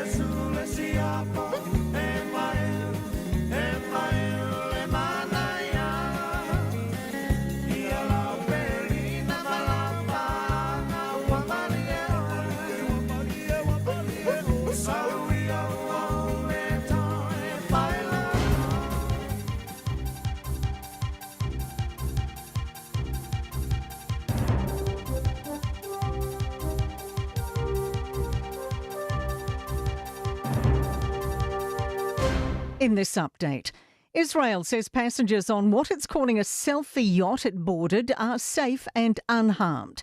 It's intercepted a Gaza-bound aid ship carrying prominent activists, including Greta Thunberg. The Freedom Flotilla Coalition organised the voyage and says its cargo, including baby formula, food and medical supplies, has been confiscated. Israel's foreign ministries posted on social media saying passengers have been given food and water and it expects them to return home. A 39-year-old man turned himself into police over an alleged hit and run on Auckland's North Shore yesterday morning, in which 2 women and their dogs were injured. He's been charged with failing to stop and ascertain injury and careless driving causing injury. 1 woman was seriously injured, the other moderately injured. 1 dog was badly injured and the other went missing. Auckland City Hospital is heading into a 3rd tranche of upgrades out of a budget hospital infrastructure funding. Over the next 3 years, the hospital's high-voltage power supply and ageing steam heating will be improved and replaced. Health NZ's Chris Cardwell says this work will reduce utility costs. I think in the business case, there's several millions of dollars of savings per year. A British royal has chimed in on the state of our oceans ahead of tomorrow's UN conference in Nice, focusing on sustainability. Prince William's delivered a speech in Monaco calling human destruction of sea forests heartbreaking. It can no longer be a matter of out of sight, out of mind. The need to act to protect our ocean is now in full view. Growing demand to bring back the Southerner passenger train. More than 2,000 have signed a petition seeking restoration of the Christchurch to Invercargill service, shut down in 2002. They wanted to stop at the likes of Ashburton, Waimaru and Gore. Save Our Train's Southern spokesperson Dave McPherson says the 750,000 Kiwis along the route are starved of safe, affordable and accessible public transport. In sport, New Zealand Rugby Board Chair David Kirk has described former All Black captain Stu Wilson as one of the sport's most memorable characters. Wilson, who played 34 tests for the All Blacks, died in Tauranga yesterday at the age of 70. Commentator Grant Nisbet says Wilson was a leading player. I'd put him in New Zealand rugby history in the top 6 All Black wingers of all time. You know, up there with the likes of Kerwin and Lomu and these sort of fellas. I think Stewie is very much in that category for sure. Ryan Fox has won a second PGA Tour event. He's held his nerve to Pip Sandburns on the 4th playoff hole at the Canadian Open. Fox earns entry into the field for this week's US Open. That is sport. I'm Raylene Ramsey.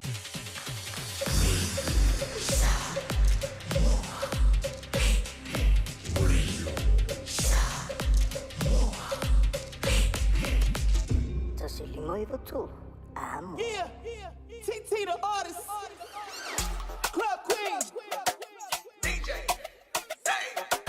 all the ladies, all the ladies, all the ladies, all the ladies, all the ladies, all the ladies. Hot, drop, work it girl, work it girl. All the ladies, all the ladies, all the ladies, all the ladies, all the ladies, all the ladies. Hot, drop, work it girl, work it girl. I love to find ole ni ese fo fa amakanga ese ole ako malilo se ibai ko supuso ale bang pala fa falau mo popoki mungala ala ang fa au ke nikile singo laula ang ngale o ngo mo popo wa ma fa fa yai singa matsengai po bi makua ang mga kuwa sa siye ko kung yung lau sa lagala akagala joke sa mo iya kama solid this is my life ng po ile maumang ko ang ai maluwe mo mama and papa ese ale o pisa ese fo ima umanga pe iya fai on time kama sa ilaw basilipi kasi mafanga sole resi ko siya ki umapulu ole fanga drop ayaw parse iko maraw kama wingana ole olanga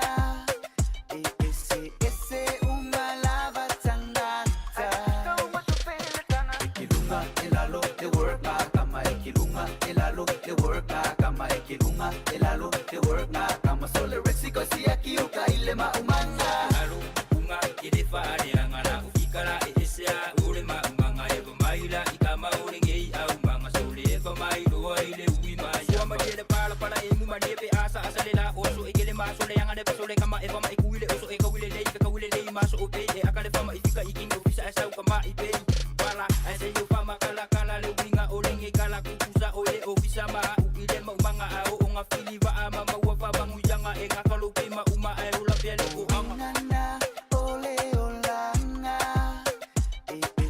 ese umalava tangata ikilunga elalo de work na kama ikilunga elalo de work na kama ikilunga elalo de work na kama sole resiko siya kiuka ile maumanga alo unga idefa ariangala ufikara isia ule maumanga eva maila ikama ulengei au manga sole eva mailo ile uima yama ufisa pe faima umanga kausi ainga pe ola maka ase koe fa alongo mai kama ya kumai papunga mafa ufanga ugo silifa afe ange ule maumanga ua ingo eke ile pala eke po ia enjoy de olanga kilunga elalo de work na kama kilunga elalo de work na kama kilunga elalo de work na kama sole resiko siya kiuka ile maumanga aluka amua mumai madepua salua ole umufa akali le malanga alaba makuweka maisi au paka wa uli paru sami headshot ile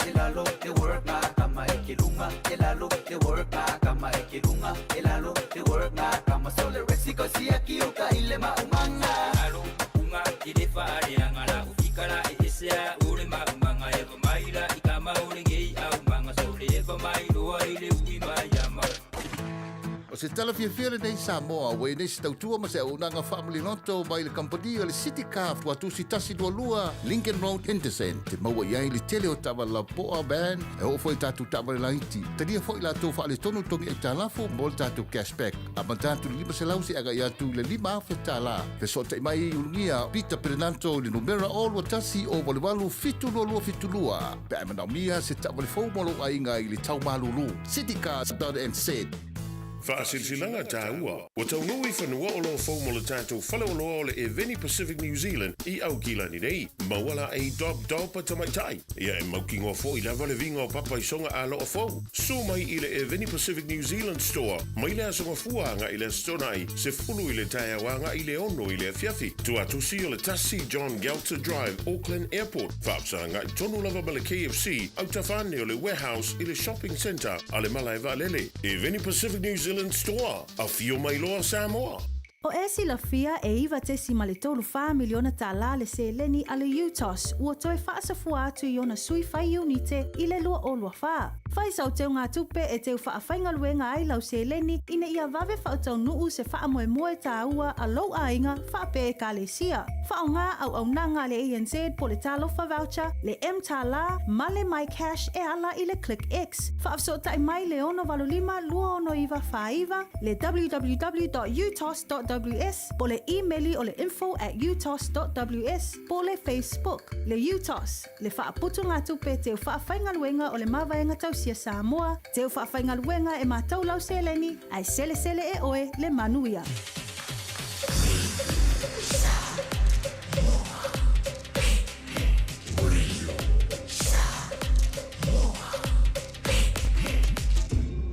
Ngoi tu amo.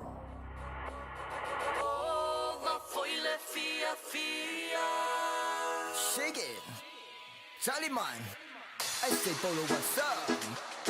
O sei que my brother. Kako we on fadi della. So fa na make. La mai lau kama manga ya. Tari ale ai masikumbe ile kama. Alufua iko kongu kanu waile alufa ile kumpe ai ole mafukanga. Bailo iko kongu vale alole sasa aua ingo mele nguku ole tawa. Musi wa kuyai ai fia ula vale fai mai o yele ai o sipanga.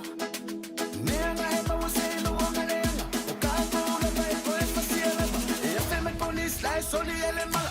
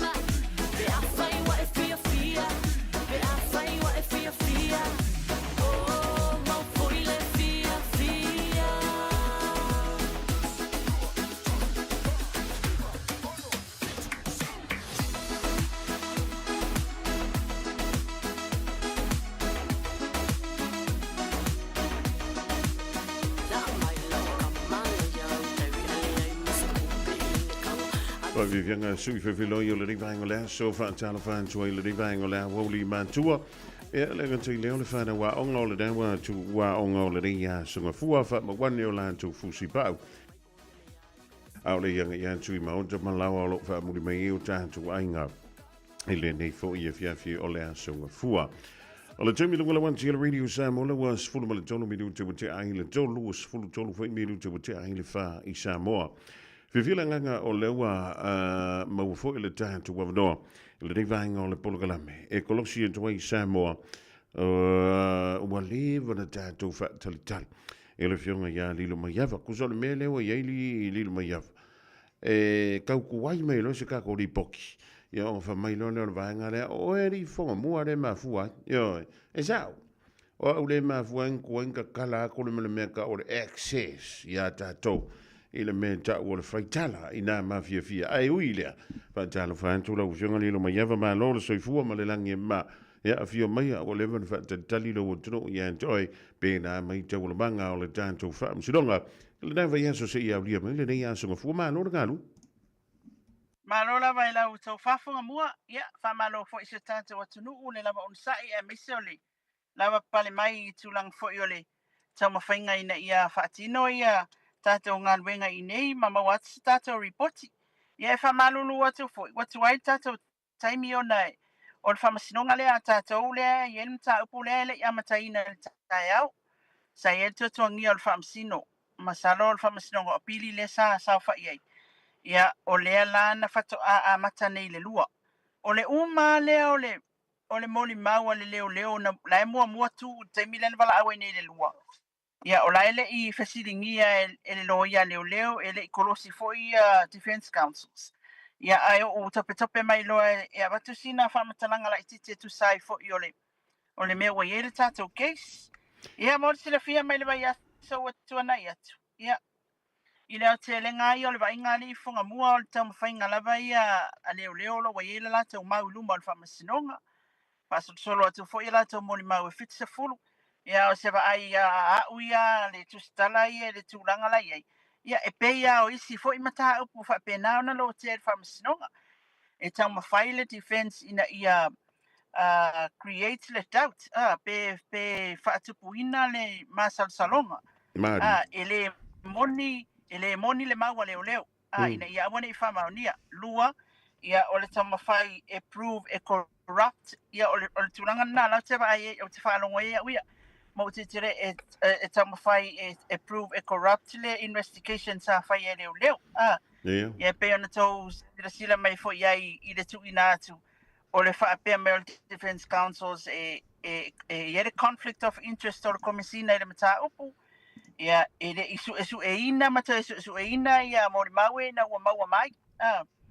Ia wa ngalo mai e ele bad memory o leo ia sa mori mawe le taimire. E tele ai tu lana tamawhai mai le defense. Ina ia mawhai lava ona awane I ai se mawe whamaonia leo. Ia ele tūlanga fo ina le wa masalobia. Awa whaita le whaiunga whamasinonga ion whapela ia lea. Ia unoa ma se masalonga. Wa whamaunia ai sa tu la fono. Ia e peia o mata upu uma e pena fo la mata upu lea. E tama whai e create le doubt. Ia tama whai la le tua defense. Ina ia whapena o na whapea mai. E corrupt le whainga le investigation na leo. O na leila ia iso tanga ia funga mua. O la tino na from last week. O le whata wala awa le lua. O le mori mau mua le na wala au le lua. O le ali ita ai lua ingo ia malai imi. Taifu. Mai le ofisa su e leo ia pia. O ia lea, sa ia whamawina le caution statements a Sam. Ina ua mōlia. Ina o le a whai o na mōlianga. O lana whamatalanga fo ile lewa tūsia o lela. A watu loa malapata inga o mōlianga. E na lapata I umala I o na ia tatau. Sa whisinia fo ile fionga o ile alita ai lua tūlanga fo ile potu na whaatino inai. Ile interview room. Lena whaatino ina ilwha mtalanga lea Samuelu. Ina ua maua mai. Lea mantua whaina su e Samuel. Ina ua maua mai lua. Ia e whaila ilwha mtalanga leo langa caution statements. O le potu sa whaatino ina ai sa ia le camera. Ia na whisiringia pe o le camera. o po me po ata o se me po ata e record pe fa mawina fa pito ai fa mtalanga le Samuel ia fa pe mele le tailua ile ai o potu uma ia interview rooms ma le tele o potu le office o leo wa ia uma me po ata mo le saunga le mu o le mo le mau ina ia mafai ona o tilo le office ile ia situlanga foi le fa malo si o le mo le mau sana mau ia ma se me foi le o se afianga i se fa o nga lima po le alava e fai le mo le mau ia uma lola ia le ia ona tu ina tu lola ia le o le caution statement sa Sam se te fai tau mai ele ali ta ilua ia na fa manino uma mai la ele ali ta ilua ila na fai tau nga tulanga uma na ta ua e Samuel o le pea ma le se fulu valu i tu lau o le whamatalanga caution statements o le whamatalanga le a Samuel na faia ia o lona suafa o lo whamawina i o whau ena le autulito e se sua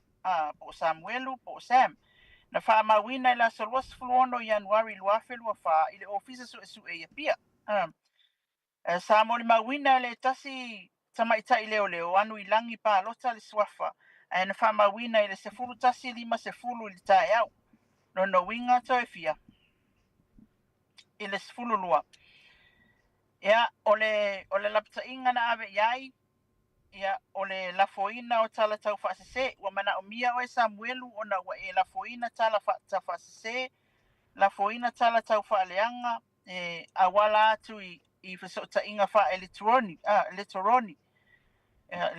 ole fa samoanga nga le fa samo kong ole live la ia pe amale tu la fasu fa minute limas fu fa sekondi sili ai le o ya limoni mo mua alsin yo le o atu le to fa le le puli fa mai Samuel sa o ya ifoini ya le ala ona le matunga tala le na fai e au mai le ta vale le na la ve ai le ya tu ma o ta vale le ta u Samuel fa pe na vale lan moana na uma lo le la ve ila vea le fa pe o le lua fuluiva sui ai lola ia le le lanu siliva o le tavale fa toa o le Land Cruiser piki up ia na lula i o le fa mau tinoa mai e tu mai le tavale e fa mai le ala la te o i vai usu fa le insinia le ta uai ia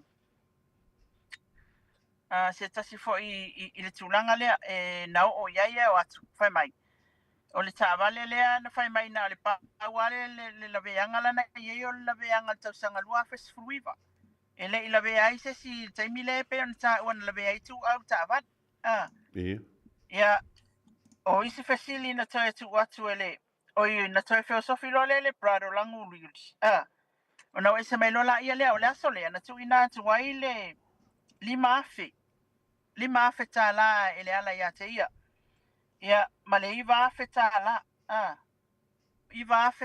male lima afetala ole na ina ole oti tu le moni maule ase mon maule ase mo file caution statements ole te recall pe fa yo e ma wa mai funga ile fam talanga foi le fam wina mo assembly na ave le fa pe na fai ya fatau malama olo ta wa ina mo batule se fulu afe na o ye masivai mantua mari ola ua masivai na o ia Yesu ele fali ina ua umal fala lave olo e masivai Yesu ele fali watu maua atu le fale le sa walta vale le watu le ala le na mai e lo se fuafi ola ua masivai na o ole mele ta mai ole la onga male ala lana caution statements ole la onga male ala I vai usu e confirm le ta vale le wala vea na ia au mai fo I mai loa tu atu lo ele ala ia te ia le ivafi ma le lima afi ena na ile o te tu au ia mfa pe atu ia whamatala atu ele ala o la ua ma le teine o mei o ia ele ia isona o whamatalanga le asam le fai le leo o ia ele ia isona malama maanga il tangata e suafa ia mei na tele iloa fo I o mei o le fale tu o Frankie sa fai mai le ala ia o la ua ma mei na o atu ta vali le ngata ile sa tu ina tu fo le tolu se lauta la malefana le ala malos E fast full lima le la au le tu ainga ia male lua kilipa na tu inatu ia te ia. Matalanga mai le fai le leo ina ua mai. Ma le fa upunga le ala ia te ia. Ia whana ia tulo o lava Samoa. Ia tangata waleina ia la uli ma olu.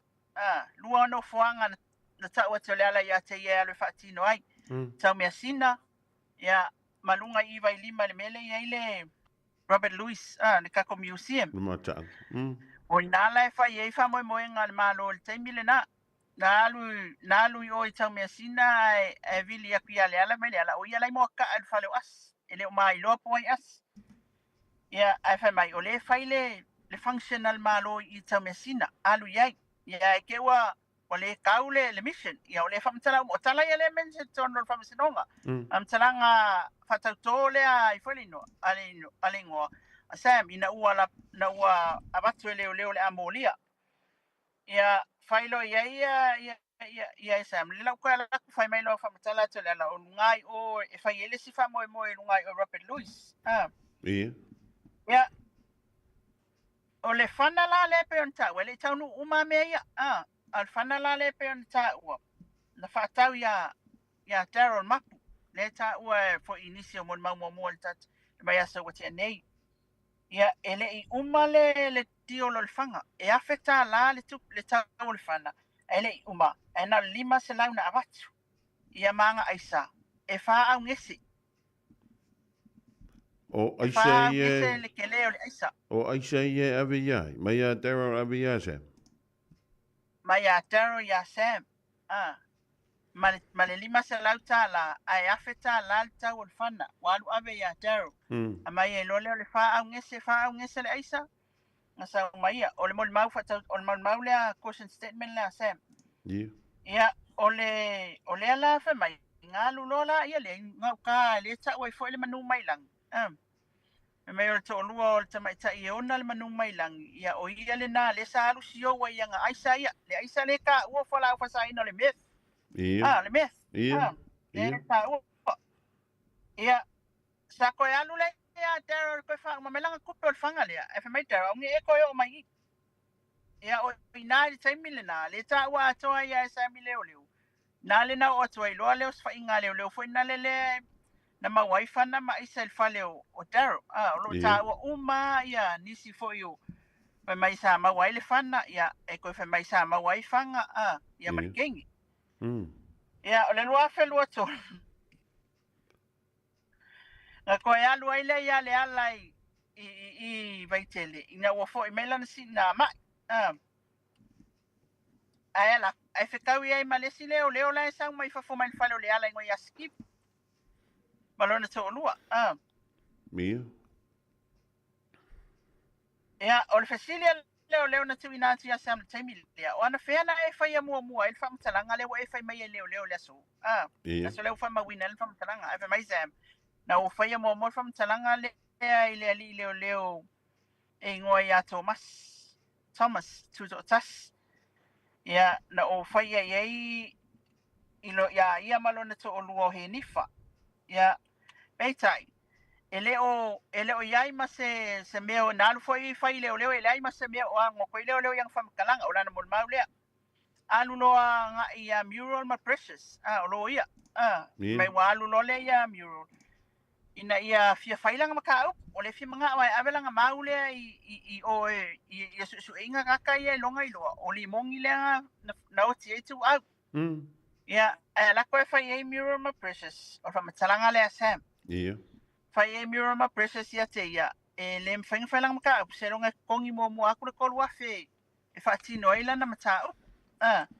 Ia o pili alo ia le ta pe an ta ua. Ia o ngā la le ngā sawa I loa Sam. Alu loa le social media. Ia. Alu loa fai lana live mua.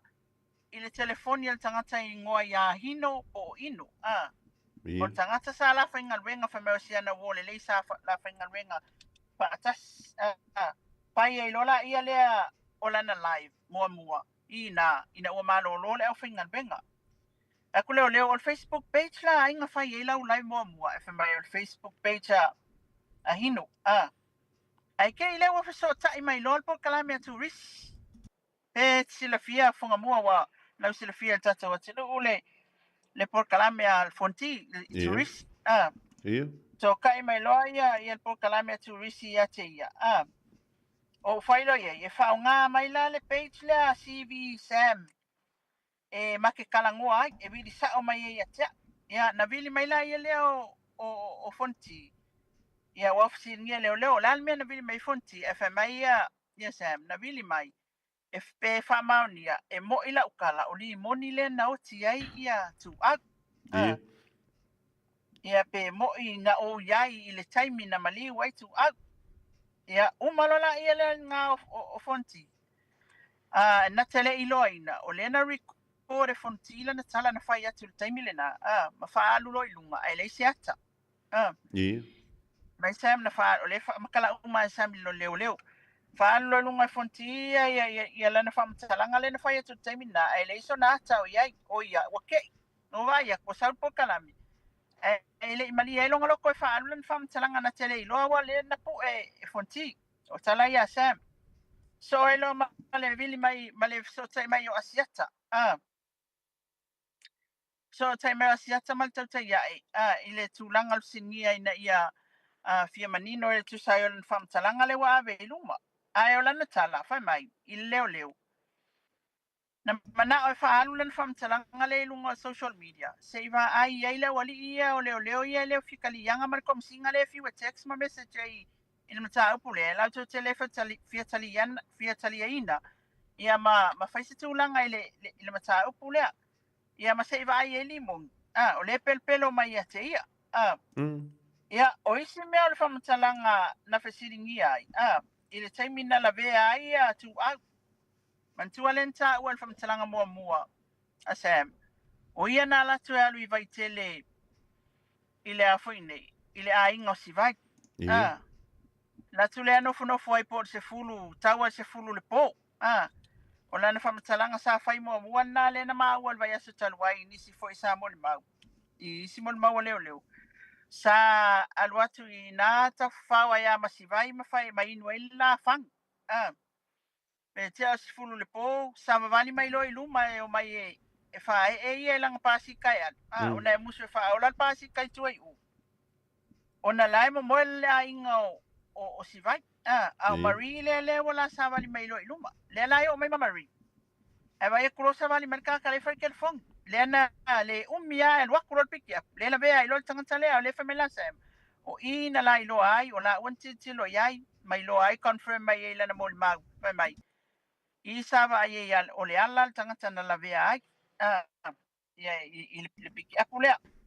A lea wa whai I le caution statements. Whai mai. Pake leo. Nga e o la whale o whealanga e whai mai. Sa tu I luma o le whale papakiu. Pau sa nga I mal whale sa mamona. I nai vai teli. O au sa wan wako ku nga I luma o le whale papakiu. Whakula ia le fionga le li leo ta ailua. E se ana e aluina e whai mai Sam. Ia ngo walakua I ngai e whaakali la oka leo. E sa ia au mai kaka ingo ia Francis I le au wa. Le fionga le au wa. Ia e piki mai la le. Ia mea ia. Ia whala whasaina ia. Pe whakula ia. O lea le kaiminga whai mai. Mo walakua po se furu kasi. Po se furu su kasi. Au le lua whako ala vea ia. O fio whakalikali ia. Ia le ali o Francis. Mai taimi lea. Whakula leo. Au whesa e nofo al taimi lea. E whai mai. O ngofo I vai kele le whale o tangata sofa ia fia le lei. Sa ma rentai malo uto o lua. Ua kolu kau sanga kalunga ma rentai. Makua I ese ala le kala le ka whai mua te mua ma le tala le wa whai lona lua. O le lau ke kau kuri a kua lilo mai awa o mai moma whaafonga mai le aturu. O whea le mea o Marie I le vale I le whaamtalanga lona lua le a le sunga I ase. Ia, o le whai mai. Na umaloa le se furu kasi na ngā lua piki mai Marie. O fiu whaakali a lua piki mai Marie. O ia e ku waisi vai I le la whale le la ke renta. O le mea lana, kusa lewa lua ia no fuanga ia wata ua esel no fuanga mua ta ua le famtalanga mua le tau mai tau watu ai. Esel no fuanga le wata ua le famtalanga lo na lua. Ese foi tala le aingo si vaila na le tafao ai le no foi. Ese foi tala le ufai mai il famtalanga le caution statements. O ile fa rent le ngofo ai malon to lua. O tolu tau sanga talo na rent ai ale piki ingo langa re-up e poa e nga me re-up. Nga lea mali aisa. Nga lai nga oyo. Ia, mai sa iai nga po se fulu le po. Peo a se fulu kasi ele isa ulava le ali ile a mai ele mea lea. E nga awa, fa mai nga oia sa nga. Ia. Ai, fa kura leo leo. Lalam, o lau kalalanga nga fa makala ya asiata. E fa mai, le ai. Hele fa makala le live ya asiata tala le mengo walwai o ngai. O le ka wai fola fa sainga. Ke muso ya wili iri. Ai nga ufai ya. O le sa walu ye o ila fiat. I nga kongo le menga le fa mai kulu mal fa papakiu fo sanga i mal fa sama monga. Se alo le lua. Sa ya ilo mamari. Le o ke ufai mai ke o le lua nga. Nga ya ilo le i mamari. Sa ko sa piki aku mari. Ia o nga o ia mamari le rent. So ele o si vaila au mari le rent. O ngā whaila ua koe suia i ngā whamakara. Ioi, ai mankua o ele nga whai mai le kei mua. O le a ingo si vaila nga ngo foi mari. Le ngāri a ingu la whango mai ro iluma. Le ta ua whamtalanga mua. Ia lewa esele le whamtalanga le sau le. O le... Ia, sili lo leo. Nei wafe na watu ele ala. Ma le ono afe. O tupela len whatawa ia upovi. Manu palang. Ia fe mai sao. Fela au manu palang. O lai o el whanua le malo lo nei. O ai o ngal whangu. O le pa alai. O le whanua le a ingo tupola.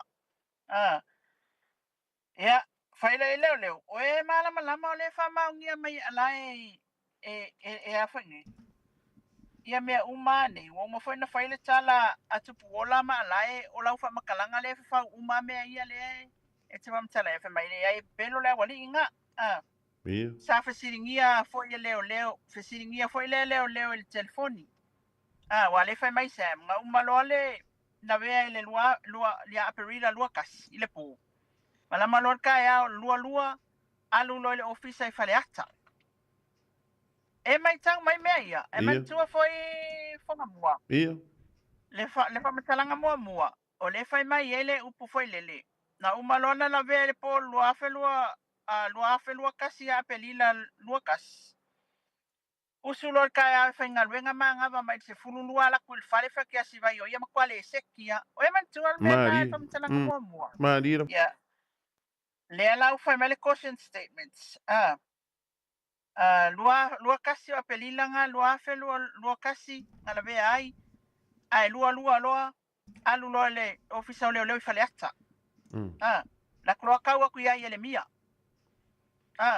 mai la ele mia la le ngaku ye lan kel fong le la foi lo le fe mai ele mia le skel fong ele foi seaka ele foi niaka e pu o ye o po se kel fong o mia la ele ye se me fa penga ya ele mia ke enga le foi la fa e confirm ye le foi confirm mai e te ena e saule te fai mai na e fai ngalwenga e ke le I fai ngalwenga ia ele stanga ele na tele I fa fai ngalwenga ina oi ya e fai mai Samuel le ai ngo fai ngalwenga lua felo sfulu e ngo wal ese lua felo kas ngo kupun melia ngo yelo fai keke ngalanga la wali umai o kala ia Samuel le fai leu ngo le wali umai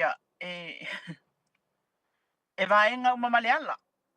E vaenga uma maleala e lako sokanga. E aka e aso le kaufa makala kule moli mause. Le me leo te. Tau tuli mata ia lilo maia. Ona ole vaenga momo. Ele autalaina mai o sele. Ora le mafuanga wala ina wa wai. Pape nana sele. Ya ele ngantaile. A fai o lena e se le whamtalanga lena tustusia mua o le whaua a matana sui me le whamtalanga lona lua. A tonu ele u ila e kau kia mana mai ma tātou ilo. Ma testa ilo I Ia le thiri le pe moi, pe le se wha maoni o nei mau mea. A wā u whanongalonga ma le totoa fwoi le le mori mau i elu. O le ngā musa e kau o le ngā la ngā lu i le fiafile. O le alu e whaakali e anga isa i anga whaakongu e whaakau. O le sa o le au. Ia, ese la no fuanga. O le whamtalanga mua le maua, o le whamtalanga whailele na whai pe la on whamawina e sunga ia Thomas. Le whapea i o ia sa alu le ainga o sivai. Ngofo ia le kau se furu po, le ngau mai elo Marie luma al peo na o whamtalaina. O le ua whai le caution statement, sa ina ua maua mai o le awhai molianga. E ta ua whapea, o au. Mo la ko kuru ma whalpapakiu le sanga i male whaisama mona. Ia. Nā lana o ali eina, o le whatalinga lui a pepoa e ngō mea ngā le ka ua ma le aisa. E au mai le kamale ngo ia Francis. Ia. Ia. Ai wo fiu whakari, ka se fulu ka tu kasi fiu whakari. Ne i lopo ale me ngā whaile vāsu kasi ngā i le lua. Ai ki uko so mai lo fai mai. Ia ngō koe lole piki mai si vai o ia Marie. Ma mai lo i ai ka lo le lua o le lua kongwa le ka wesam. Fai mai ngā kupu e lo le whala bla vele. Fai kurola e leo. O fea ngā ngofo ar kaimilia. Mai o ke ngofo i vai kere le whale rent la leo ka ka lenka ua. Ia. Le ma ke ngofo i mara ko olua. Ai mrumo e fai mai. O le ngā walua mai Marie o Marie le ma ke ngofo le whale rent. A vaila o ngā lua mai Marie. O whea la le meo i isi vai de ngā kaimi. Wa le wha mai o le a ingo si vai mua. A le vo a saulo ngā lua o le ngofo le whale rent ma Marie. A o le a vaila le ke mingu le me lumal pasika renka ua mua. Ia, o le meanga lea lenga whamakala kure ese senga meanga umanga e lua. Ia manino tata watunu. Ai o le tulanga i el whai unga mali mepe ona e whetalai mai e fo. Ia, o le whamasino ngā na te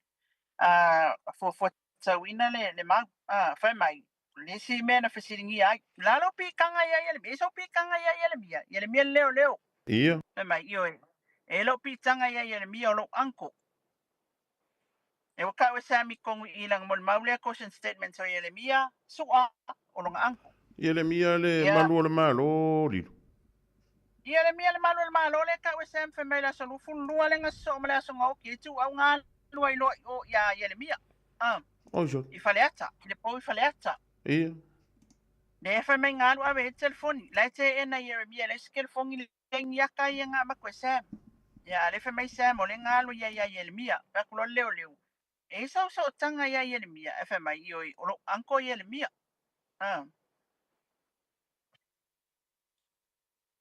Ia, a ole ala, ole mawala sa kala mai ia Yeremia pe mo i songa nephew la i le songa ia se. Ale o mai fa solo mai mon mau. Ne fa solo mai mon mau leng fai mai kupai. Se saula Yeremia e mon mau le mea ngai kerfong. Man fa ma la mai nga. Se saula Yeremia e mon mau. Ia, fa mai lola ile o so lola ia o isi fasilia a leo. Le tulanga foi le lo walu ya limong. Ia. Sa yense era kwa sa o ya limong e kele ikawa kui inka ngaka e ka ofi mai o e fa mai. Sa el fa ing singi o limong isa e luma lako fale i o lako le mele ye fale. Ia. Ia, o ila sa el fa ing singi, me sa ila o fa ngal wenga ele a el ka ngo ya a per.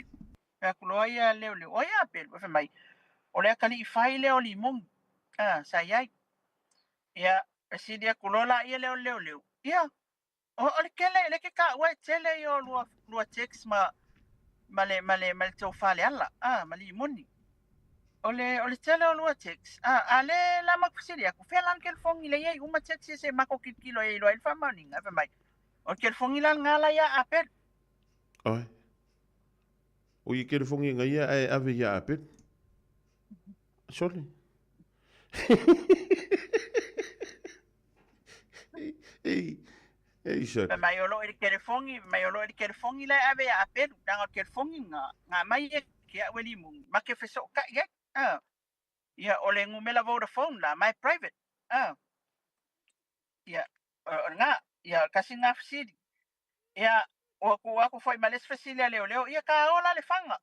Ola nga e vai mo se fanga mai no vai eu querer no vai ai fanga querer pa i se fanga querer lo ale me le lo fa kai fanga querer lo ko nga fanga ia awela ko fanga me o limong fa ko le fa fela fa kai ko limong ia el fanga fa mai ia sa fa tai mai ia fa tai uma mai ia o limong i kai mileng ngal fa mai ia fa maulu ile pulu e le mea lea ia o mea umai le fai kala lia fanga le faka inga fanga nga fa pala ni mongi fanga kala le leo e mai le ai ele ma fanga fa pala fanga langa o le siku o fa le nga makala ngoi mali mongi longa fali o le ku mai ia ia fi au malonga fa ku o le fa kali me fa meli mongi nga malo fa lo ngia ya ku ia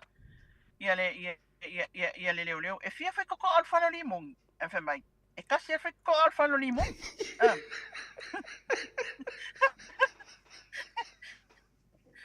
ya so ole tulanga ya o tulanga na fa mai lo fa ko leo ngai anu la fa fela ngai kango fa le fanga le ngai lo la fa le fanga a fa mai o lo la ye o le aingo si vai teli ola kulo fai uma meng fa kai me limong e ke fanga yang fa kai lai le fa pa fa mai yang o fa sanga lo le vi fa pa mo pa ka le vi ko fa pa lo ngalua ko pa ka le vi mai ma kwale o kele al pa fanga me uma ia lena ta we samilan from talanga caution statements mai o ia nga ke le I fa nga se fanga I longa o langa ako ia o le video longa lua lana video lona lua lena failunga Facebook na faila lona suwa faule au Samuel suwa langa page sa upload ya o topa lua felua kolu fa mai wala nga poela video lea ongolo ingo ya limongi yang kala ye fai ku e fa nga poela video lea mai nga po e mai ukai malolo lei o le fale o le isia uo ingo ya pol malona to olua o polo le pala ora na tolua o le inga I vai vase sa wai e no foi malon tolua e fa ke le au fela Marie kai mi le mai o le lo po fe ye Marie kai mi le ya na uma la video lo na lua lia ui sen lo ai la wo mama ya la wo le leia o tau la victa tau la papa victa tau la victa ma la wo le leia mafua anga ia saka ua ai ko me singa ila video lia o nga wale kali ya ku ya text le kali ya ku ya text ale okir kangaka e fa ko yo limongi ale kali ya ku text ale ele o ko me singa nga oki ya o tala ya samle fai ko ia kala ale leo yo le wa ka wa ko me singa ma limongi fa sio kangaka ola le sao oinga fasio kia ia oinga o kitu wa fa mai ia wo ka welcome singa I o fasio kanga onga langa lele o kali ya ku ya messages ia send mai ya text ai wo ka wa li mong sa wa ya li mong o kitu ia o le video mo lo ia failo le mo yanga li fonga mo failo le ia wa le Samuel fa mawina la fa mtanga isi me to fia fa popo peto ese foi lau famtana nga we malia ato ia lau famtana mai wo malia ko I fa ko leo ia lelei o fa mawina lau famtana nga ma o leo le afa ilo ati o molianga lau video mo la so fuiva ma sino se tema lo afa malitolu lungo tota ia e fa tasi ma asiata la so mo o mati mai la so mo mati ya se tema tota furu ka pule e fa se mau se ia fa solo lola ia le molianga ia fonga mua le molia ia Samuel ole caution statements la Samuel nga umala le caution statement na Samuel kulunga le na fola la ko faia facilile ila leo ayo kulo lunga ke fa alo luma ko ma o saulo ifa fo langa le fa tatalia tu tapo kala me ia mase tala fo tatu tunu a mene e tawana fatali mai el tata watunu ole facilitinga ole mori maua Samuel le caution statement e ala le tu facilina ole ali ita ailua ia ele tu le lo ia le i fa pe fo ile tu ale ai o lo molia po defense councils e la tau ia tu sidia ia ole pe take pe aluaka ia o fai ia mtarata ia ia ai pe ole fa wina le na ole fight ta wina ele fionga le ta ai lua ole caution statements fa to a faina o mai Samuel le la fa yona molianga ia ai ese ia na fa mtaranga mo ia le la wata to o whaarongolongo iai ia mawhaafonga fo isa tātou atunu ia tūlanga o lewa ia le tātou mta upole le whamasinonga i le so. Malo va taya le lo yava o lo winga la ile o mautino el kolosi lea sa de tawona follow up mai e tu. Ia po la se talian tu le o la fo to finga o le malo le li. Ta ai lua. Ia wa e lo winga o tu si se mo ma ko ie le man mana makile le mele ka o le caution statement le lo mai. La sana fa sa mo ina taulata mai mo ma tu e tamu fa. O caution statements on from talanga wala pata i el tangata le o le la whaia o morianga whamawina lau whamatalanga le e a vea mau i luma o le whamasinonga ia le ua vea mau luma o le whamasinonga moli mau ai e se senga o le whamatalanga na whaia ia i le suenga whatau malama ma le whamatalanga na whaia i le taimi na mau ai Samuelu ma whaia i ona morianga i leo le ua tatou moli mawina i le aso ia le se senga o whamatalanga i lua i mea nai ese ai ia ai o le whamasinonga ia o le whamasinonga na wala fu atu iluma mea mai le awa iluma o le whamasinonga ai ao ona ilo fo ia le defense ia le moni o le whamaumaunga leo ia wai pei o le meanga leo ke vai ai pei ana o ta o fo i mai mata upu uma e kama whai le defense ia create le doubt ina ia mawhai ona le whaonga ina ma le whamaunia ia le mau o leo le utatia iluma o le whamasinonga. Ia, o mea la e le tau mawhai e defense i lau tira uia i taimina ono whai last week. I le whainga o le suenga leo. I so o tanga o leo i le matau. Ia, ai, o le whaamawina i o le caution statement a Samuel. Ia, leo whai tau lea so. Ia matatou whaafonga whai tatou atinu tatou pokalame nei ia ma o whaalongolongo i fo i tono le o le whaamasinonga. Ia, leo whai loa atu ai li i whonga mu. Le lik malo va tai ya na tapisa le vai son te nei le telefoni le fa mai na ve ya Jeremia ya le na wo fa longo tu nei fa mai le sa no nga pole mo ma se molona anko Jeremia sorry ya wa ka le no ala ye pole sa onga wai o le menga ka o conflict of interest le so si le fi le tu langa va pe na mo ni e tu nga me va pe e venga ko lo ye lo anko e ka ye lo mo di mau ma ve ya evidence mo tu langa va pe le lo ye ia a foi la le ye le so tanga i Jeremia o mua ai sa fa ulu san tangi na lo tu fa ulu Jeremia san tangi po se sia leo sa tauna refer ai ale na pa wa me ia sa wal caution statements ngala ku lo alu ya Jeremia on the 22nd mana tua o el wa fe lo tasi ya perila lo tasi na mali wai tu au le fa mai sa mi le asole na sa ye le po ina i vai tele ni mali tu au la na fam talanga mo mua le foi na te fai mai i fam talanga le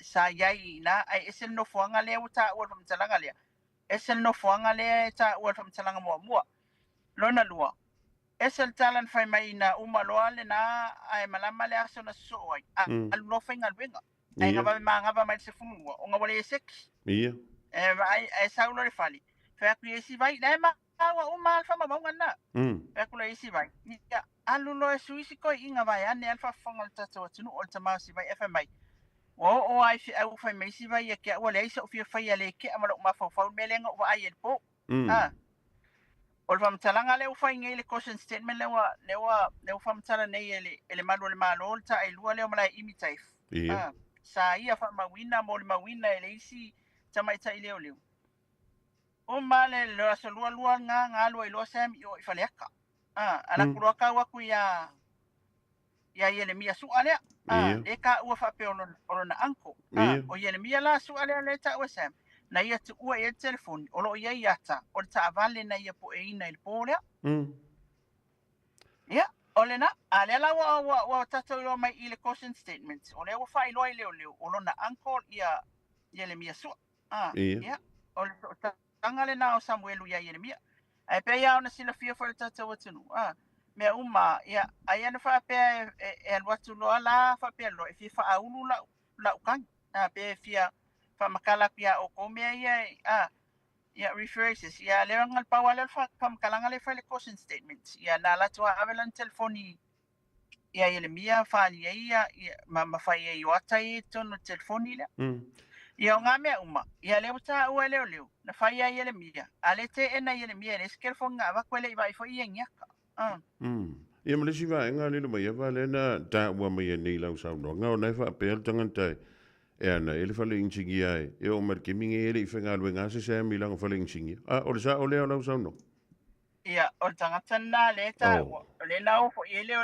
follow up ai le sa o mau Samuel sa fingan bengai ane o ko fa mai kala kakale fa mai ia o te fa fingan benai na ia Samuel ale fa mai sam e pelo le alinga o le alinga e kuale ele ngol ka kapea ia o le alinga sa fingan ben e sa le alinga e sa fingan ben ai lo felo sfun lo felo tas o wal wese no o nga wa ye lo langonga nanga la wali ia okay lo le ya e wol le male al puli ile taimi ele i tupu le fa la velave pe o le taimi wa mai al fa la velave na lu ese ia wa le singa visidi ya li lo mai mai o le taimi wa mai al fa la velave ai al wese lo ona lan tala fai mai ia wala wal wese ngam ka pale okay lo ala ngala wali ile wol le male al puli ia a faila o le na ila uia fa longo toile le fa tangata ta po a faila e mon ona no winga la tau da maua mai o le nupi fa pe a fe o le na tongi sa na nupi fa ai ale ai la se nupi fa nga kongia kula i pe fa pe o le fi na u nei wa em fa ia fa pe mai pai po la fa oi mi le ska fa pe nga i ai ava pe la mo ile sunga ia se mai su e mela fa mo bonga mai o le nupi fa wa ka fu fa se ka lo sanga va pe a su e la le mi tot a faila sa le se me o le arka ko mela fa idi fai lai o le asa wai esa i mo le mau ia le oli yo esa la le ska esa confirm le o yo ngai o longo winga la ke le ala ka ko va nga ye re yo o kuir ka ko mo ka bua li o le wa ono le wa na la mai tang e fikus fulu ale ko koi to ale wa tolu vai aso le la savali le kon ia vai aso kis ya o tulanga na o le tulanga e umi ai o ngale ko e defense ya le investigation le o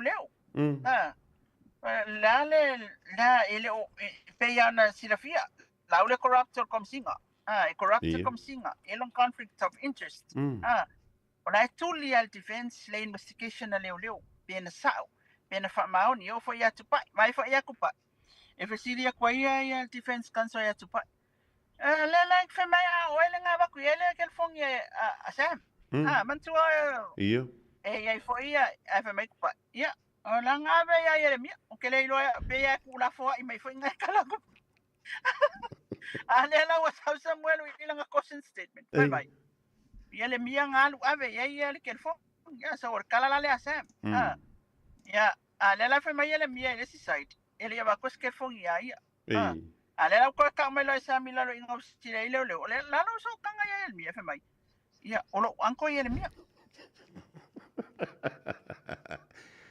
a faira o le wa sa vali le ko ru vai aso le fo ko ru pe fa e ka ko mori mauri fa ma ka la vol li ba vai aso li e mori mau mai ila to mai to vitus fo mon tupu ile mata o pola voleni ya mamantua okay lo mon ma umia yo mon ma wale nang ola tun fia ngai mal investigation me say ole tactic for ale afangi ale defense umia ko ngaku me say ale le sunga ya Richard Merchant umia tu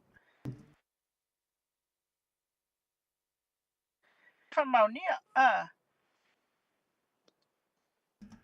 ia le lik ma lo fa tek tole ia e lo masina fa le tong le titole tanto so tainga ia ma le fianga ia li mai si o fa ka la ki ia fa ka la ki ia pe ko mo mai se so tainga le fianga ia li lo mai ia ona to lo nga to ile on tanto pol kala mel nei va ngo le fi au ke lu mama e vai le fa na po fe wa nga ia I le tu uai o a onga I le nei fiafi o le aso ngā fua le nei aso iwa o le masino iuni. Just think a minute. It could change everything.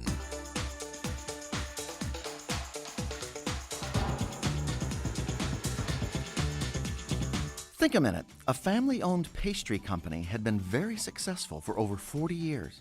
Then in the 1990s, the owners decided to expand their bakery business into other kinds of products.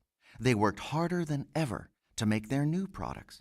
But in return for all their hard work, they actually lost money and almost went bankrupt. The businessman who finally bought this failing company said, "These people could not have worked any harder, but they could have worked smarter." You see, instead of working hard at what they did best, they worked hard at too many other things. And that's what caused them to fail. Our goal is to get results, not just get tired. That's why it's not enough to work hard. We also have to work smart by knowing our limits, both our strengths and our weaknesses. Remember, a leopard can't change his spots, so why try? Don't fight the facts. Just be who you are, but become the very best you can be. Make the most of your natural personality and abilities, as well as your experience. But we also need to know our limits and not waste our time and energy trying to be something we're not. We need to work in areas where we're comfortable, competent, and confident. In a way, your personality is like your shoe size. You don't get to choose it, but you do get to choose whether or not you fill your shoes in life by reaching your full potential and making the most of your natural assets and abilities. Remember, your self-confidence must be in your real self. You've got to know the truth of who you are and who you're not. And the one who made you can show you exactly who he designed you to be. So why not ask Jesus to take control of your heart and life today? He's the one who can help you know your limits. He'll make you free to make the most of your personality and abilities so you become the best you can possibly be. Just think a minute. Ja, whaamteki antu le polakala mena o le thinka minute mo I tātou umalawa I le rivahenga o le fiafi o le asunga fua. Ira ua toe a whamiru tōna tā leo lei July wha I le reifo I vahenga o le fiafia. Whaamteki o le ua toe maua mai lava I le avanoa o le fionga ia li le mai awa I tōma longa mai I le tātou whilo inga le rivahenga o le fiafia. Se iau mia so whirangalo moli le tātou polakala me li le mai awa o na e a fio ai le I lau malo. Ia mātou tāpua I atu matu I atu le muli papanga. Ia wale la sanga o le taula manga o le whaamsidonga I le aso antai au. Ia wale to te le ale manu le tunu. Ia e koe moko kolo fo I malaka ko a sota inga le nivaenga le fiafia o le poli. Ia o le ala tali atu. Ia le fionga ia li le maiava. Ai pe ona ta ua e afu. Ai li le maiava I le nei fiafi ma le tātou sota inga. O le caution statement. Ia po le whaamatalanga la patai lea I le sunga ia Sam. Ai le I loka ina antu leo. Ia pe molia I molianga ia pe ona tula ia nei I luma o le whaamsidonga. E le tula I la le sunga ia Sam I le so pitai. O lea e wha ngā solo mai. Ia moli maua le matanga luenga o leo. E au fiai. Ia ma le tātou vaenga le pe ona tā ua. Po le caution statement le pe ona tā ua. E le fionga ia lilo maiava. Ia awala vai ia le si le fia foi. E lo tātou o tonu. Lilo maiava. Ia o mia so whirangalo muli nei vaenga le fiafi. Au tāpo I maima whaafunga mai le tātou o tonu. Po lea le isi la sanga. Lea o tui tātou lea so antai au. E mana ia o le o tātou manino le caution statement Sam. O le ua whaalau le so. Ai tai awa inga. Ia ona tātou I loa lea po a fo ini fesili o le atu ina atu e le tu te. Ia lātou te lui nai ia le whamtalanga. Ai mai se ai pe whamaunia. Ia wa o le processa lea leo. E whai e le interview room. E whai e le leo ia le whamtalanga. E moli mau le il tangata leo e le leo e moli mau ai. Ina ia I loa. E le o se whamtalanga e to tasis tangata na whaalongo iai. Ia le wa ave mau luma le whamasinonga. Ai I le tātou o te iloa I tātou baba ai fonga mua. Ia, ole na, e tātou te wha maule e se senga o mea ai o le whai unga. E whai e le wha masinonga. Leo mautu mai le caution statements a Sam. Ia wa mautu fo ia statements la le na whai e le suenga ale stofa li patang malama ia tatou talia la ia le o mea uma nei o le la fo uma i luma o le whamasino ia e fua ia i le whaiunga whamasinonga e tu sai o meua avatu ai o lo una i loa from last week i le tūlanga fo i le leo le ia o le mea e pe o cases masang ia e wako le defense e kama whai ia wane i whamaungia le mau ia le mau ia leo ia wa leva na tatia mai o le fo i whasa solo atu ala tau moli mau ina ia question the defense e prove ai le sa o le mau leo i luma le whamasinonga e moni ma whamaoni ponga mua ia o te loa tata toi whailoa i fo i tae au pia whapea e maua le kolosi lea ngai al keisi ia merchants ia masi whamasino lea tamaita i palangi leo Delciel Catherine ina ia mwhai e ona tato tilo fo pe tu mau le mau leo e sa ona ia whamawina ia e sa o mea umain tala noa toi sam pe toi e se vaenga toi sui Mari. ia o tūlanga lana Ja, mo le tūlanga whau te tele li lua ia val rivaeng o le fiafi ia whau te o le ua maua le so onga o le tātou whilo inga mai le nawa iaso e o mai le so ia antono le so anta o le amo mai ia nei talifo o le kolosi lea le tū te e wha tau lava i le wha wa wina o le tātou mata upule nei ia o tele ane lava vaenga ia o le tau mai tau atu ia pi i tau i se ili moli mau mua ia mo le moli mau lona lua lea le sunga ia Samuelu po le sunga ia Sam ia mo le malo si o le tino silsina ile ma fau a le maiava fau wina ile tautua awa la vale tampo ia tulpa ia mo le mano le tru ele ngatu ni sila fa pe fo ia tru ma le so ante o me su fina ngalo tolu ngal tanto filo engel ni fiaf ia pa taila wala to fa fonga mua te lo le wa na vala ngal wenga ia awa a fa pena lava ona to extend lo time ia ona ol tam fai ia ma wasa li poti mo tata tunu pa tai fo iso tata tunu tali mai mala to tapo inga ina ia manino le nei fo tulanga whatever ona tata talia ai tai awa inga en tata te fai lo ile lo family anga nei le tua mal nei time ia manu ia tele danga ia tu ainga ia fo fonga to le fiafi so fa se fo so i fo ma ia manuia le fionga ia le maiava maina vai misa le suyo le tatu wala leo ia o le nanga lue mai tono le tātou tono o le nei fo i vaenga le aso wale longa puia li o lo taupa ia malo o tau mamalu. E maua se si ona whaapoponga i le taimi masani le aso anta ao ua tau alunga anto i nāma se tautua mo oisa mo i le nei vaenga le fiafi o le asa ngana ia ua le